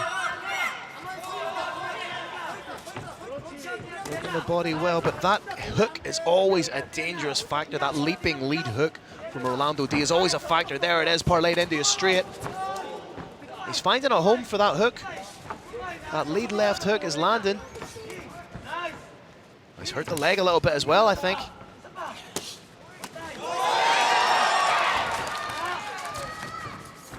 Rolando trying to defend the takedown. The head kick into the spinning back fist may have just opened up the nose of Rolando D a little bit. Phil, while Rolando D does not have the length advantage here, while he's the shorter fighter, being short like that gives him a monster strength advantage. That leg is compromised. That leg is undoubtedly compromised. Phil, I'm in pain just watching that. If I were Rolando D, I would be trying to zero in on that. Finish every combination with a leg kick. There it is again. No tail on the face of Ho-Tech-O, but the body, the way he's planting that foot is telling a very different story, Carrick Janess. And the follow-up, the left hook follow-up from that calf kick can be absolutely devastating. There it was. Leg kick to counter hook. We're going to see that combination again. The legs of Rolando D are probably the biggest part of him. He has stacked in that department. Maybe that's why he doesn't make 145 anymore. Big man. Oh, again, that high kick parlayed into the spin and back fist. Not landing clean, but it's edging ever closer. Because of COVID-19. Oh, he caught him! Beautiful shot by Ho-Tech-O. Sat Rolando D down, and right now he's trying to take that the arm's back. in place.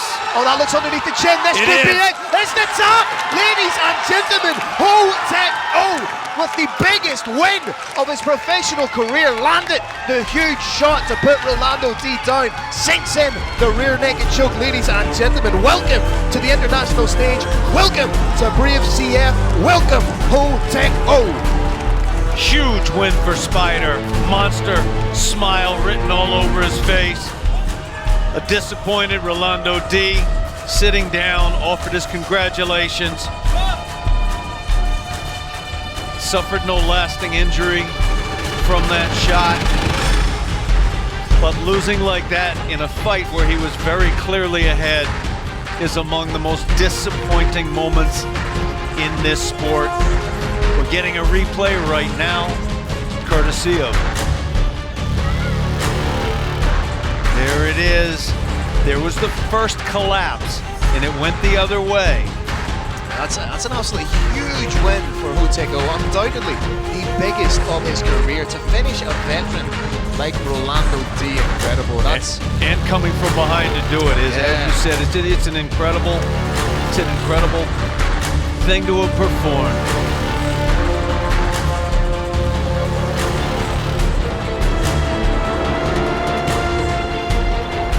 Brave Nation, we have a team of doctors here cage side.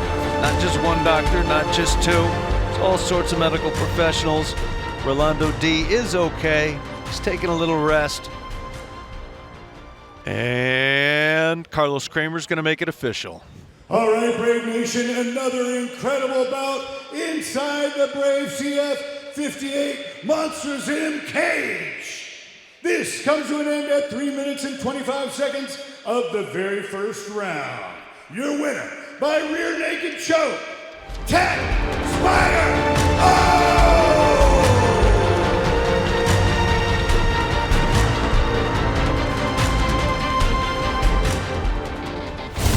This bout is sponsored by Brave Energy Drink. Only the best to power your best effort. Fortune favors the brave. The most exciting grappler in Eastern Europe, Marcin Bamba Bandel is looking to keep his submission victory sequence intact when he takes on Luis Felipe Diaz, one of Brazil's most exciting young stars, finally making his international debut after dominating the local scene.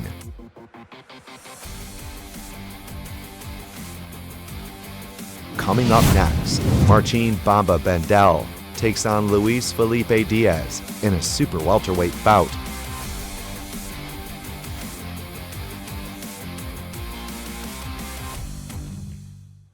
All right, Brave Nation, this next battle is your co-main event of the evening. 3 5-minute rounds in the super welterweight division. Introducing your first warrior. Fighting out of the blue corner, this man's a mixed martial artist with a professional record of 14 wins and 3 losses. He stands 180 centimeters tall and weighs a ready 78.1 kilograms. Representing Piranha Valley Tudo and fighting out of Paraibuna, Sao Paulo, Brazil. Please welcome Luis Felipe Diaz. And his opponent, fighting out of the red corner.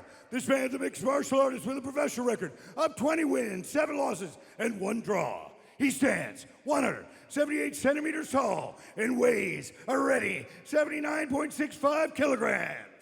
Representing Zenith Fit Fabric and fighting out of Lodz, Poland.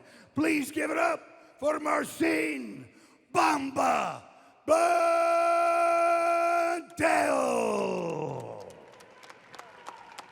Your referee is Jong Hong.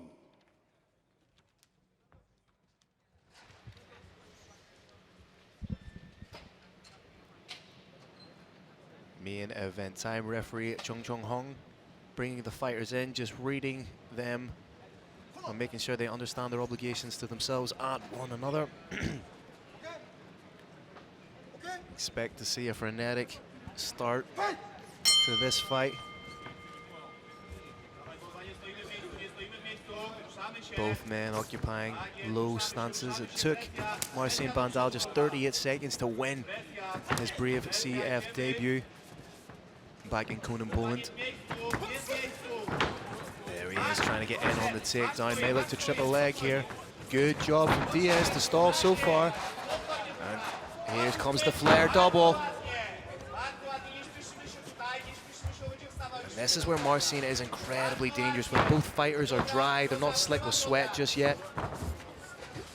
Diaz, unfortunately for him, overcommitted a little bit on those shots.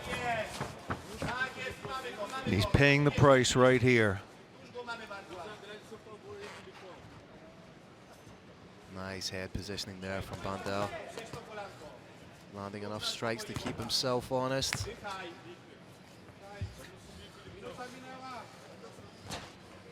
When you look at some of the guys that Marcin Bandel's been in over the course of his career, guys like David Belkadine, Michael Lebu, Stevie Ray, Marabek Tasimov, he has faced upper echelon fighters without a shadow of a doubt. Key lock attempt coming from bottom. Not very close yet. Back take coming up. No hooks in yet. There's one hook in. Marcin Bandel does have 2 wins via rear naked choke. One-on-one on the far side with a leg ride on the near side. And heavy shots coming in. Brave Nation, we are about a meter from these 2 fighters, and the sound of leather hitting head is profound. He's absolutely pinging those shots underneath the armpit, above the armpit. And this is what Bandel does so well. He's obviously in shape, but he is deceptively strong. Has the strength of a heavyweight when he gets in there and just does this blanket style of suppression wrestling. He's got at least 3 different routes he can go now. He's keeping his head above his opponent, raining down heavy shots. And he's not wasting any energy He's keeping himself nice and tight. He's methodical, landing strikes when he has to try and create openings. Diaz has gone 2-on-1 in the arm. He's going to try and bring that over his arm like a baseball bat swing, get his head underneath the armpit of Banda. Good job to get back to the feet, but straight away Banda in, trying to get in on the single. Fence grab.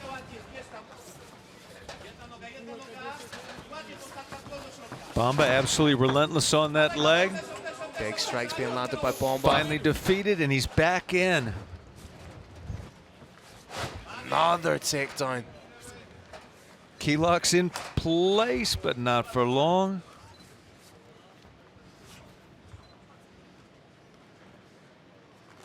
Bandel trying to decide if he's going to go left, right, or stay in center and land some shots. So heavy with the hips.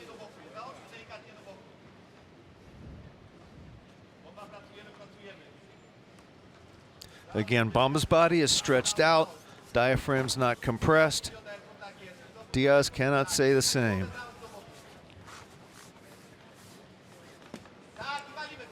Got one trapped arm. Feel we may have two trapped arms. Maybe working for that reverse crucifix, like Gary Goodridge back in the day. It's exactly what we've got. That's a little bit of a throwback. Potential here to get the Kimura. Potential here to elbow the head. Potential here to have a little scramble, back up to standing. And again, Bamba relentless with this grappling-based attack. Good job from Luis Felipe Diaz to get back to the feet, but every time he does that, he ends up on his back, so he expels all that energy to get up to his feet and then finds himself now in the mounted position. The BJJ black belt is now mounted. This is not where you want to find yourself against somebody as well-versed, credentialed, and dangerous as Marcin Bandel.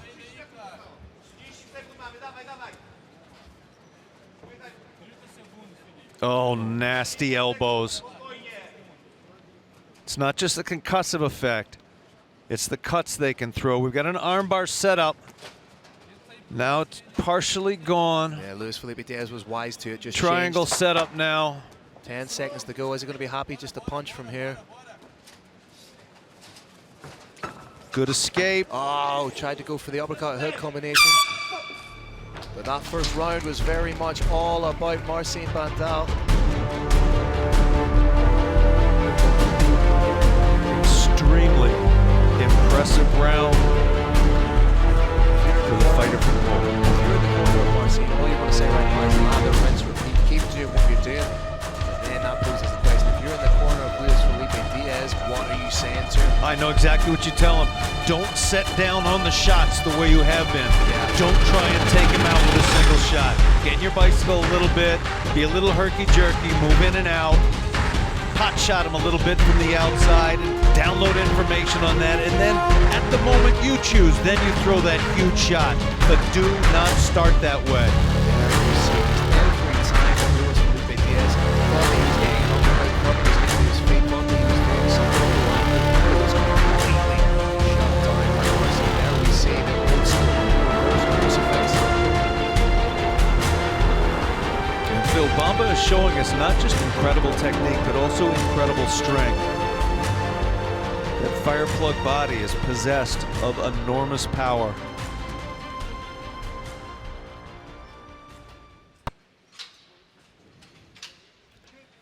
Diaz looking across the Brave Combat Federation cage with truly bad intentions. Little glove touch first, no hard feelings. Time to face punch. Diaz trying to take it right to Bandel with the strikes. If he's sitting down too much in those punches, we know exactly what's going to happen. Diaz is doubling down on his strategy. Having some big luck with it. Oh, landing shots, mouthpiece is out. But Bandel lands straight away. Firefight here, ladies and gentlemen. Oh!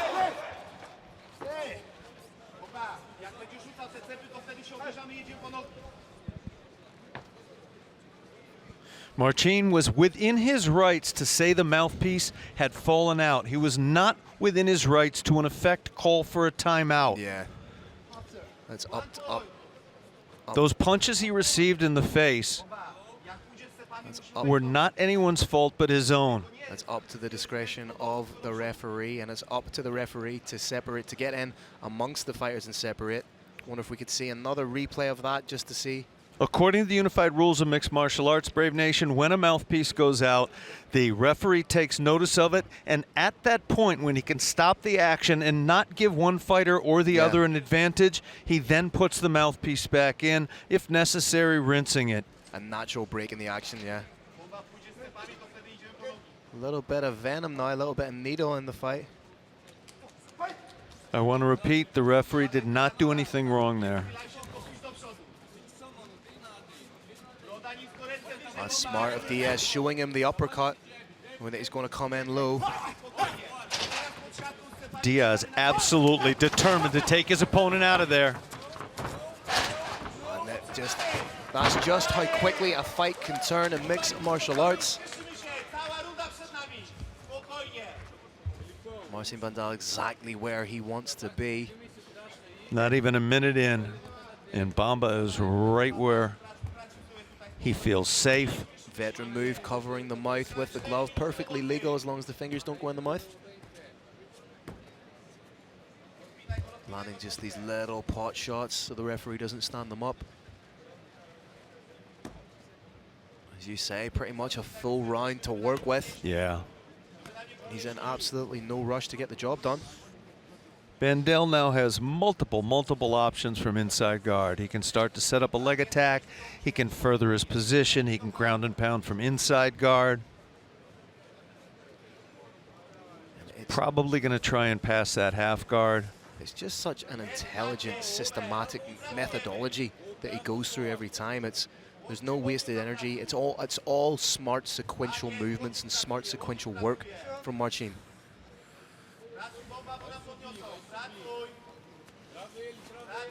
Doesn't do anything without purpose at all. No wasted energy. Momentarily looked like he was thinking about a head-on triangle if he could get himself free.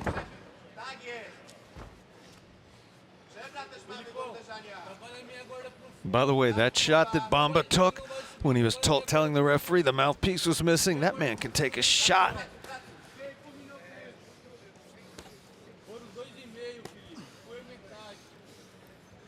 In order to not get stood up, Bamba needs to do just a little bit more. There you go. More damaging shots. There, and now he's furthering his position. The quasi-crucifix position from the half guard, showing his dexterity and flexibility. At least for another 10 seconds or so. Bamba's put himself in good position to stay here where he wants to be. Referee typically will ask for action before standing the fighters up. He's landing. None of these shots are particularly concussive, but the frequency with which he's landing them prevents the referee from standing the fight up as he's being active. And he's threatening not just with strikes, but also with forwarding his position. He's now going to probably dig back inside. That underhook, which he's done. Those elbows can be big. Elbow to the ribs from that position can cause real damage to the rib area. Doing a good job of framing off with the forearm. Forcing that into the face, making it uncomfortable. Trying to set up that head arm if he can get himself free. He was looking for it earlier. He's trying to move to mount. And if he was successful, he'd probably pop all the way to side control on the far side.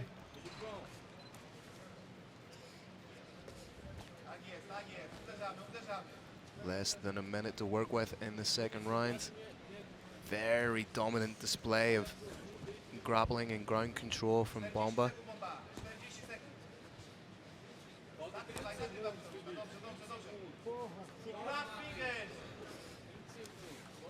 30 seconds, Brave Nation. Bamba likely to go for something big in the waning seconds of the round. Luis Felipe Diaz cutting a frustrated figure off his back here. 10-second clapper. Again, just so dominant as Marcin Bandel. A second great round for Banda. He is now very clearly up 20-18 in this bout. Highly unlikely he can lose by decision at this point. He has to be wondering, what do I need to do to get a little bit of an edge? And to be fair to him, he was doing really well with the striking.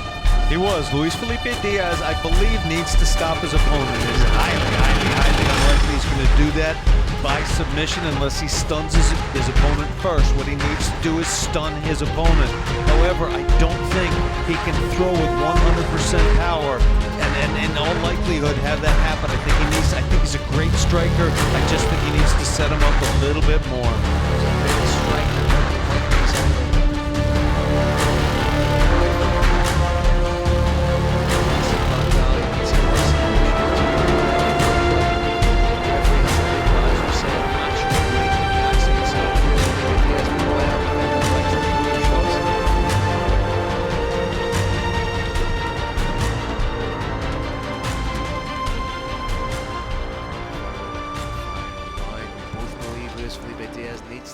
Finish, so does he throw caution to the wind, which may get him the finish but will leave him vulnerable to the takedown?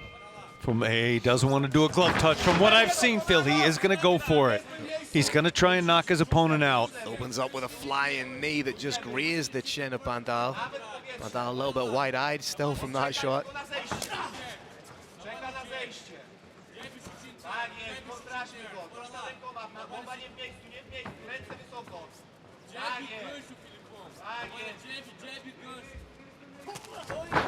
Oh, just shy with the uppercut, but nice limp leg out. It's a little boost in the confidence there, knowing you're not necessarily going to get it stuck on bottom. Big deep breath from Banda. He's not used to going this deep into the round. And he may not be used to be getting a flying knee to the chin.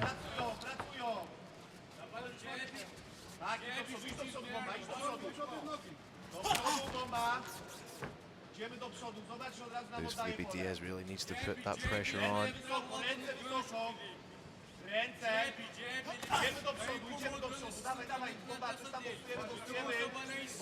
He's doing the right thing though. He's showing Banda the uppercut. He's showing him the knee. He's trying to make him think twice about coming in for the takedown.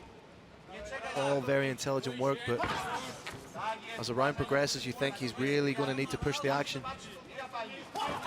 I think he's fighting the fight he wants to fight now. He's the taller fighter. He's got excellent footwork. He's using that distance, trying different shots, different heights, different angles, different limbs. See where he can have the most success. And then every third shot or so, he puts everything he's got behind it. A little bit of fatigue perhaps setting into Banda here. He's taking big, deep breaths with his mouth open. Getting hit in the head is tiring.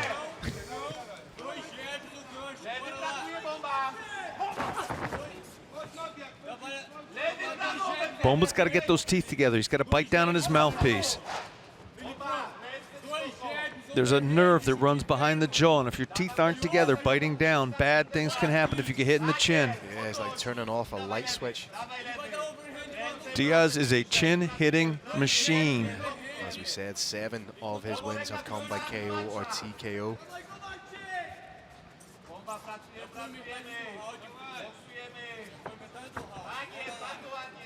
It may have taken Diaz a little bit of time to find his groove, because this is the first time in his professional career he's fought outside of his native Brazil. Landed a nice sharp shot there, managed to get out.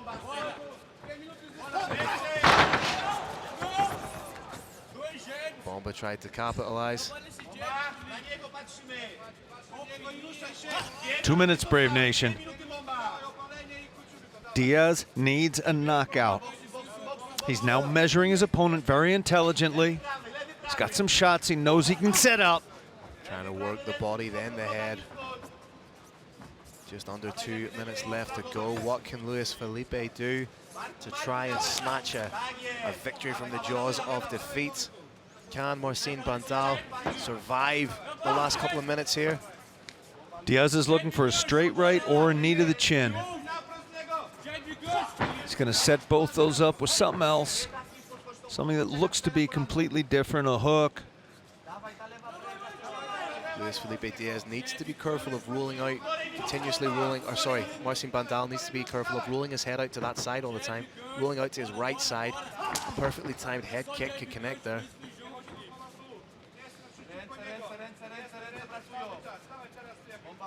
He lands, tries to land the big overhand and roll out to his right-hand side. He's done that a couple of times. 1 minute, Brave Nation. Luis Felipe Diaz has under 60 seconds to land a knockout shot. He's really going to turn it up now. Almost like Bandal was conserving his energy for that final minute to score the takedown.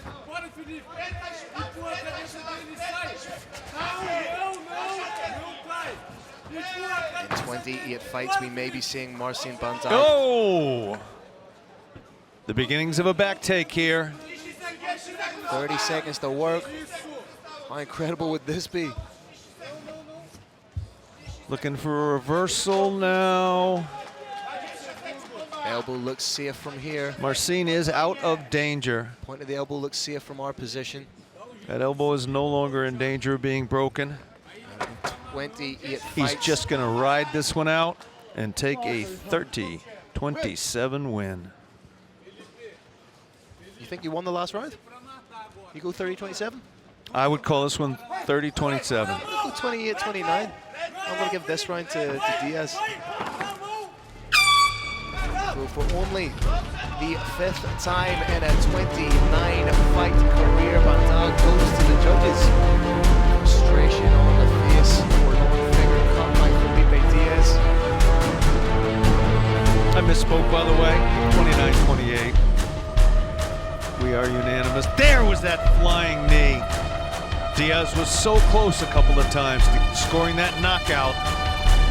But Marcin Bandel got tremendous conditioning, tremendous heart, had a winning plan in this fight.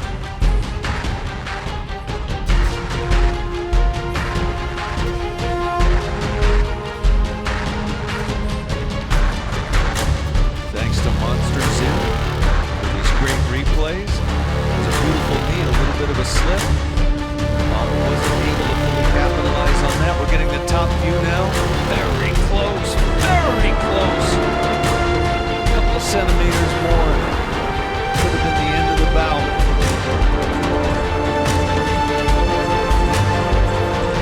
This was a case where both fighters had considerable jet lag coming into the end of the fight. Luis Felipe Diaz is not happy about it at all.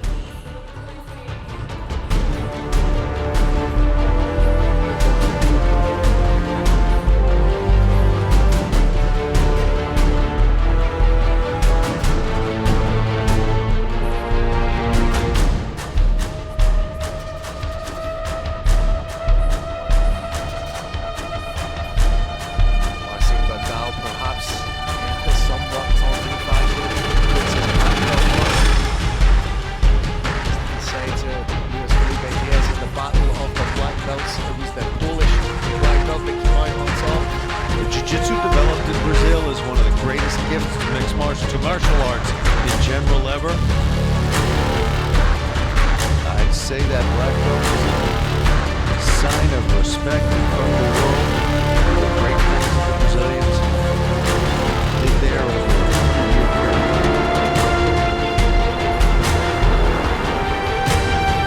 Carlos Reyes, for the second to last time tonight, is entering the Brave Combat Federation cage. He has in his hands, or will shortly have in his hands, the scorecard. He's actually come back to check something, just wants to make sure. We dot I's and cross T's here.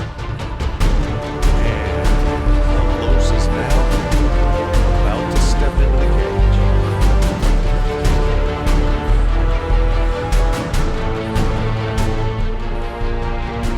Big man, tell us what it is. All right, Brave Nation, what an incredible co-main event on our historic night. After 3 rounds, we go to the judges' scorecards for this amazing bout. Your first judge scored the bout 29-27. Second judge scores about 29-28. And your third judge scores about 29-28 for your winner by unanimous decision. Out of the red corner, Marcin Bamba Badel.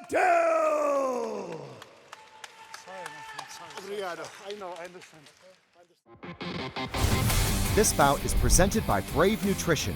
Behind the athlete, there are hours of training. Behind every hard training is Brave Nutrition. A viral sensation with his spinning back fist, Zwandile Snakebone Halonga has been on a tear, with 2 tremendous wins in his last 2 fights. He will look to keep that streak going when he meets Injay Mud Tank La, one of the best middleweights in East Asia and owner of many local championships, now looking to make the international jump. Coming up next, your main event of the evening, as Zwandile Snakebone Halonga takes on Injay Mud Tank La.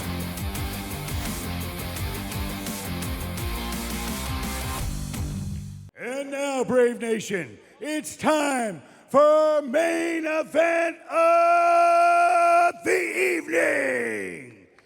Presented by Incheon City and our partners, Monster Zim.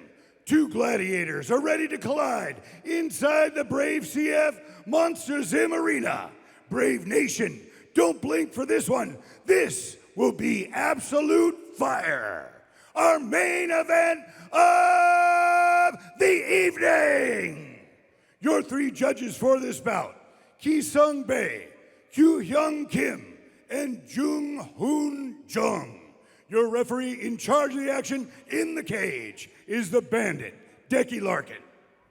2 men enter. Only 1 man leaves with his arms raised in victory.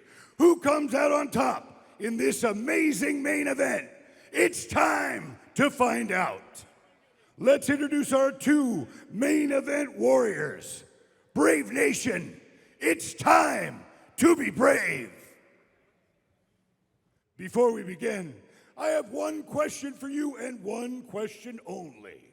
For all those watching in beautiful Incheon, South Korea, and the millions watching around the world, Brave Nation, are you ready?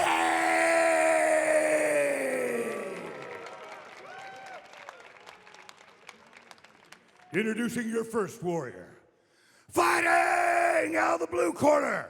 This man's a mixed martial artist with a professional record of 10 wins, 1 loss, and 1 draw. He stands 177 centimeters tall and weighs a ready 84.05 kilograms.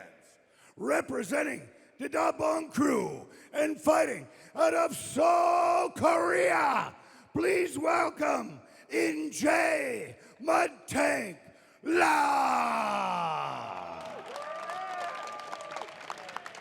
And his opponent, fighting out of the red corner. This man's a mixed martial artist with a professional record of 6 wins, 1 loss, and 1 no contest. He stands 180 centimeters tall and weighs a ready 84.3 kilograms. Representing Junkyard MMA and fighting out of South Africa, please welcome Zwandile Snakebone Halonga.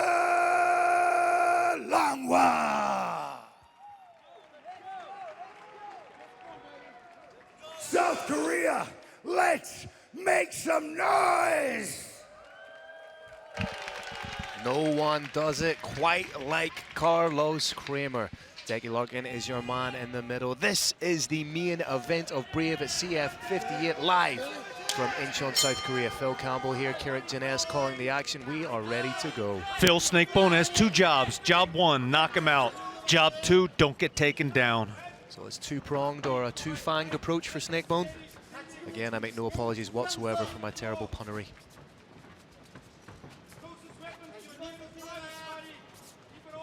Snakebone's shoulder up pretty high. Ooh, nice shift. There looks to be a little bit of something compromised from Zwandile here. I'm not sure if he feels something underfoot, but how quick are those hands? He was looking down and wiping the feet, maybe a bit of excess moisture on his soles. Zwandile does, as well as anyone in this entire promotion, a great job of exploding. He manages distance so well, but that's that Kyokushin karate background. Able to get in and out as quick as you like. Takedown and clinch is almost inevitable from Injela.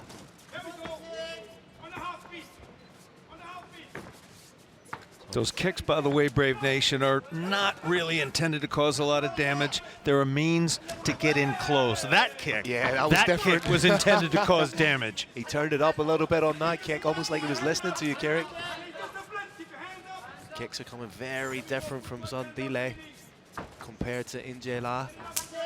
He's more just kind of slapping at the leg, whereas Zwandile Longwa is throwing with really nasty intentions. Mudtank is putting that foot out there as a means to, with relative safety, get in close enough to his opponent to tie him up. You could see nice work from Zwandile. He was acutely aware that Injela was trying to corner him against, or trying to put him against the fence. He circled out, changed direction beautifully. Nice stiff jab. Again, he's really crushing the shin into that leg. Beautiful uppercut to hook combination from Zwandile. Zwandile is doing a great job of not falling into his opponent's game. Is this perhaps the most measured? And you can see Injela trying to close the distance, but so far it's probably the most measured and an intelligent approach we've seen from Longwa. Framing off well, thought about the spectacular. Oh, big uppercut just as Injela comes in. Let's see. Hands are together. It's gonna happen. Oh, there's the inevitable takedown from Injela. This is where he does his best work. Just suffocating, fire blanket style. Incapacitate and frustrate seems to be the order of the day for Injela. Mudtank must realize he lost the first half of that round. He needs to do more than just get a takedown. He needs to start landing some big shots. If he tries to do so, it's very, very hard to hold somebody down and land significant shots. Zwandile doing a good job of not absorbing much punishment in this position. Guard is open though. That either means he's... Zwandile's going to try, I believe, and get a heel into the hip, kick his opponent back, pop up to standing. Mudtank got those hips in nice and tight, very hard to get a heel into that hip. Zwandile's only submission win coming by way of second round guillotine back in June 2021.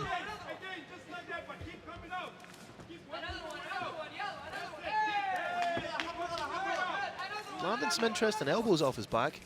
Perhaps trying to isolate for it, just as he's trying to work the open guard to isolate and score the triangle. Injela steps over into half guard position.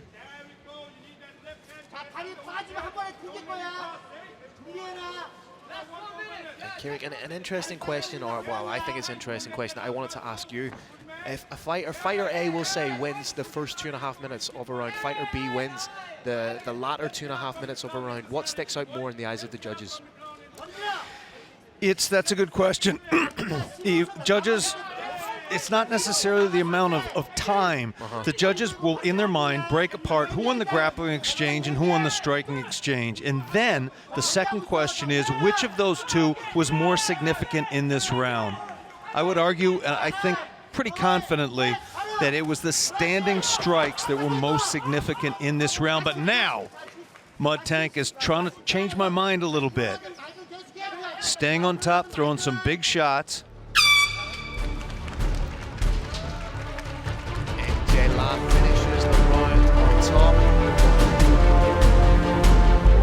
Intelligent about that was he kept it in the forum of the rear. This was when Zwandile could work his back to the cage, trying to work his way up.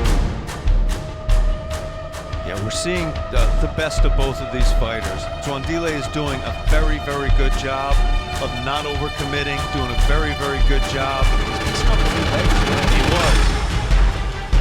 You see him trying to frame off and score that spinning elbow, but takedown against the cage. I love that he used the cage to bounce off and bring him away from it, so Zwandile could get his back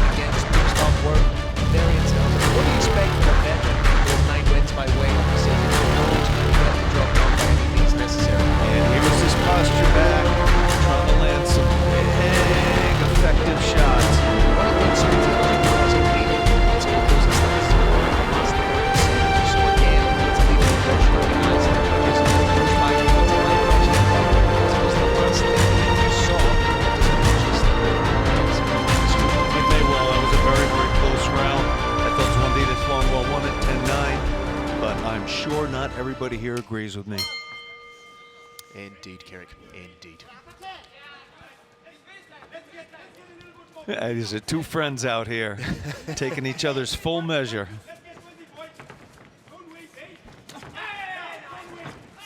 Nice work to the body from Zwandile.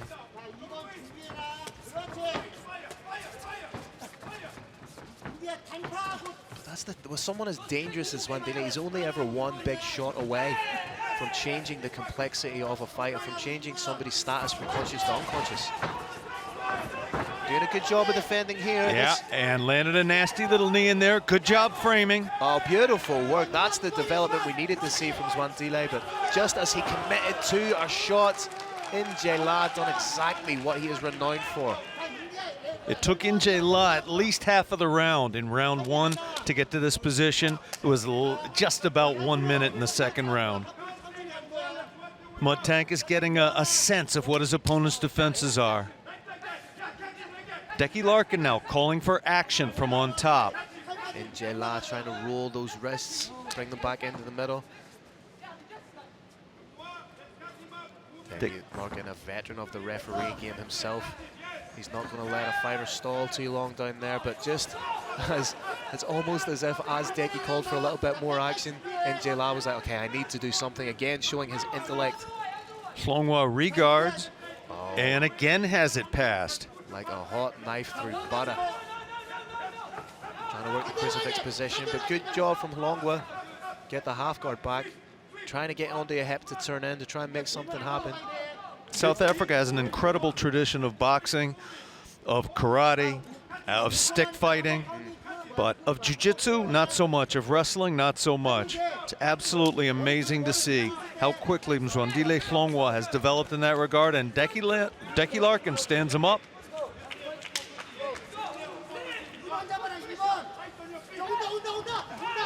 Oh, you have to respect the ingenuity of Zwandile Hlongwa to try the spinning heel kick, and then the timing to duck underneath from Injela.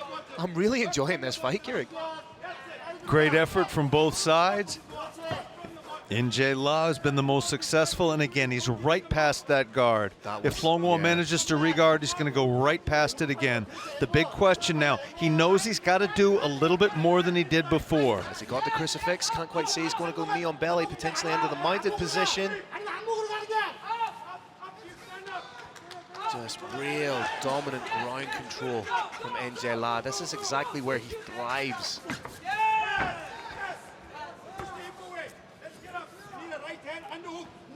Bound to be super frustrating for Zwandile. Again, takedown happening right in the open forum of the mat. Zwandile needs to let go of that head. North-south position here. Get to an underhook, try and stand up. Yeah, potential for a Von Flue choke here. Seldom seen Von Flue choke if Injela is wise to it. But like you say, Zwandile needs to let go of that arm around the neck. Not going to do himself any favors there. It's, in fact, can put him in danger. Exactly. Zwandile trying to do all the right things here, trying to get that arm underneath on the hip and try and swivel out, but Injela is acutely aware of what he's trying to do and is shutting it down. Very impressive to see Injela adjust a little bit. Realized he had to be a little bit more active from on top, and he's a lot of bit more active from on top now. Big shots being landed by Injela. Zwandile, just there's no quit in Zwandile. Constantly moving, not being a prone, static target for Injela.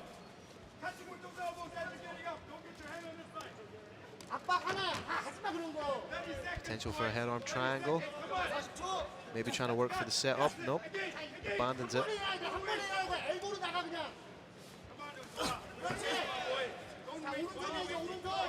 30 seconds to play with for Injela. If there was a question mark over who won the first round, it's fairly obvious, clear and distinct who won the second here, Carrick. No question whatsoever. This was a tremendous, tremendous round for Mud Tank.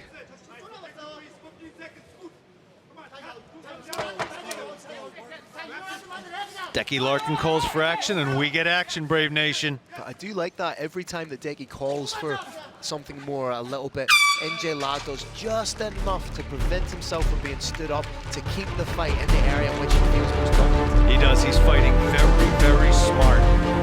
Fight hard, fight smart. Fight smarter, not harder, as the saying goes. In my home state of Massachusetts. Enjoy that, Kerry. Bill, we are heading into the final round of this incredible event. Combat Division 58 in Incheon, Korea. It is very much a striker versus grappler kind of fight to the fight. Dile looks a little bit frustrated, it must be said. He's very straight, a little bit with his corner. He needs to be on his right with his target. Stay away from the spectacular attempts. Revert back to the boxing. Stay away from the mixes that he wants to do. Try and drive this into the European round of boxing. Bill, I thought he won, very narrowly, I thought he won the first round by staying on the outside, throwing that nice long jab, throwing other different shots if they were there. Third and final round. Here we go. Respect shown by both men. Quite possible we're at 1-1 here. That said, the momentum is all in NJ La's favor. Dile's just having a little bit of trouble trying to work out that puzzle. It looks like me trying to work out a Sudoku. I still have no idea how they work.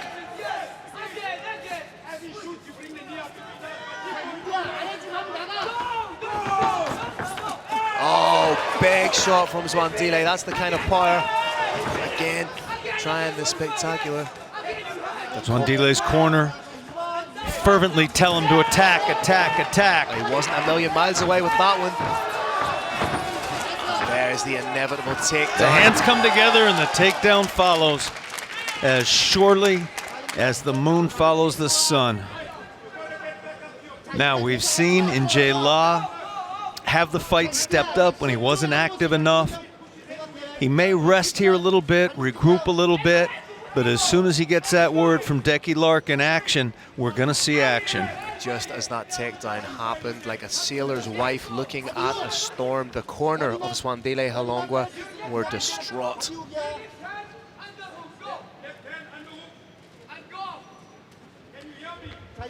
Four minutes to work with, or 3 minutes 30 seconds to work with for NJ La at this stage. There are stand-ups with the overhook on that arm, but they are more complex than the underhook stand-ups. And that, making matters even worse, that guard is now fully passed. Yeah, right in the side control. You could see a knee slide into the full mount position, but again, NJ La is so intelligent with his economy of energy that he knows he's winning the fight here. Why wait until, or why do anything that may be capitalized on by your opponent? Zwandile needs to let go of that neck. Very close on the reversal. That seemed more.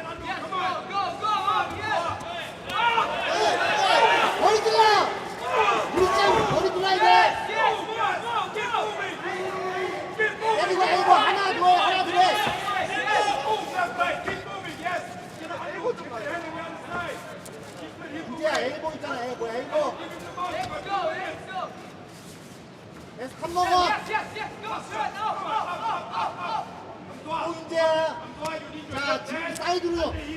자, 인재야 또 그렇지. 움직여야지 안 일으켜. 그렇지, 사이드로. 그렇지. 하나하나씩 하라고. 인재 속으로 세. 하나, 둘, 셋 하고 세. 그리고 바로 일어나. 일어나서 때리고 하나하나씩 해야 돼. 아니면 일으켜. 그렇지.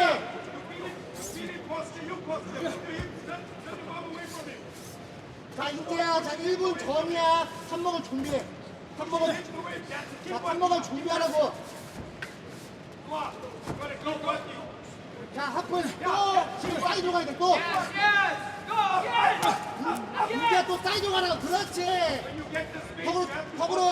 앞으로. 자, 1분 남았어. 안보로 가. 또. 안보로 가서 또 뒤로 해봐, 또. 이제 일어나서 파운딩 한 번씩 하라고. 아니면 이렇게 해라. 그렇지.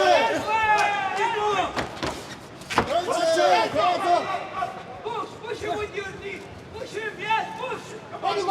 바디야, 엘보 간다가. 바디하고 엘보 간다가. 상체 세우고 해, 상대방한테 조금 틈을 줘야 돼. 30초. 자, 상대방한테 조금 틈을 줘. 일어날 수 있게끔. 그렇지. 또 아빠, 그렇지. 또. 자, 이제 10초 남았으면 그냥 계속 파운딩이야. 10초. 이거. 자, 파운딩 일어나지 마. 말든.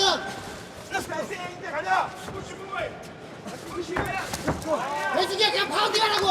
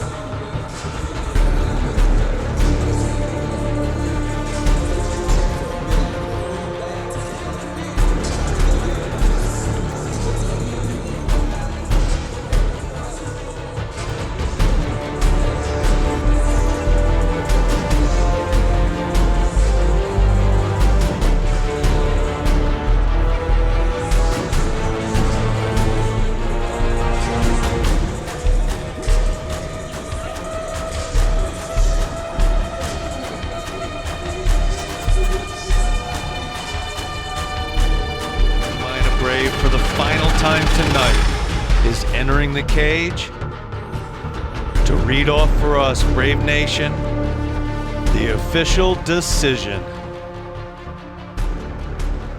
All right, Brave Nation, another incredible bout. What a way to finish our historic evening. Give it up for both of these warriors. After 3 rounds, we go to judges' scorecards. Your first judge scores about 29-28. Your next judge scores about 30-27. And your last judge scores about 29-28 for unanimous decision victory. Out of the blue corner, in Jay Matang Live!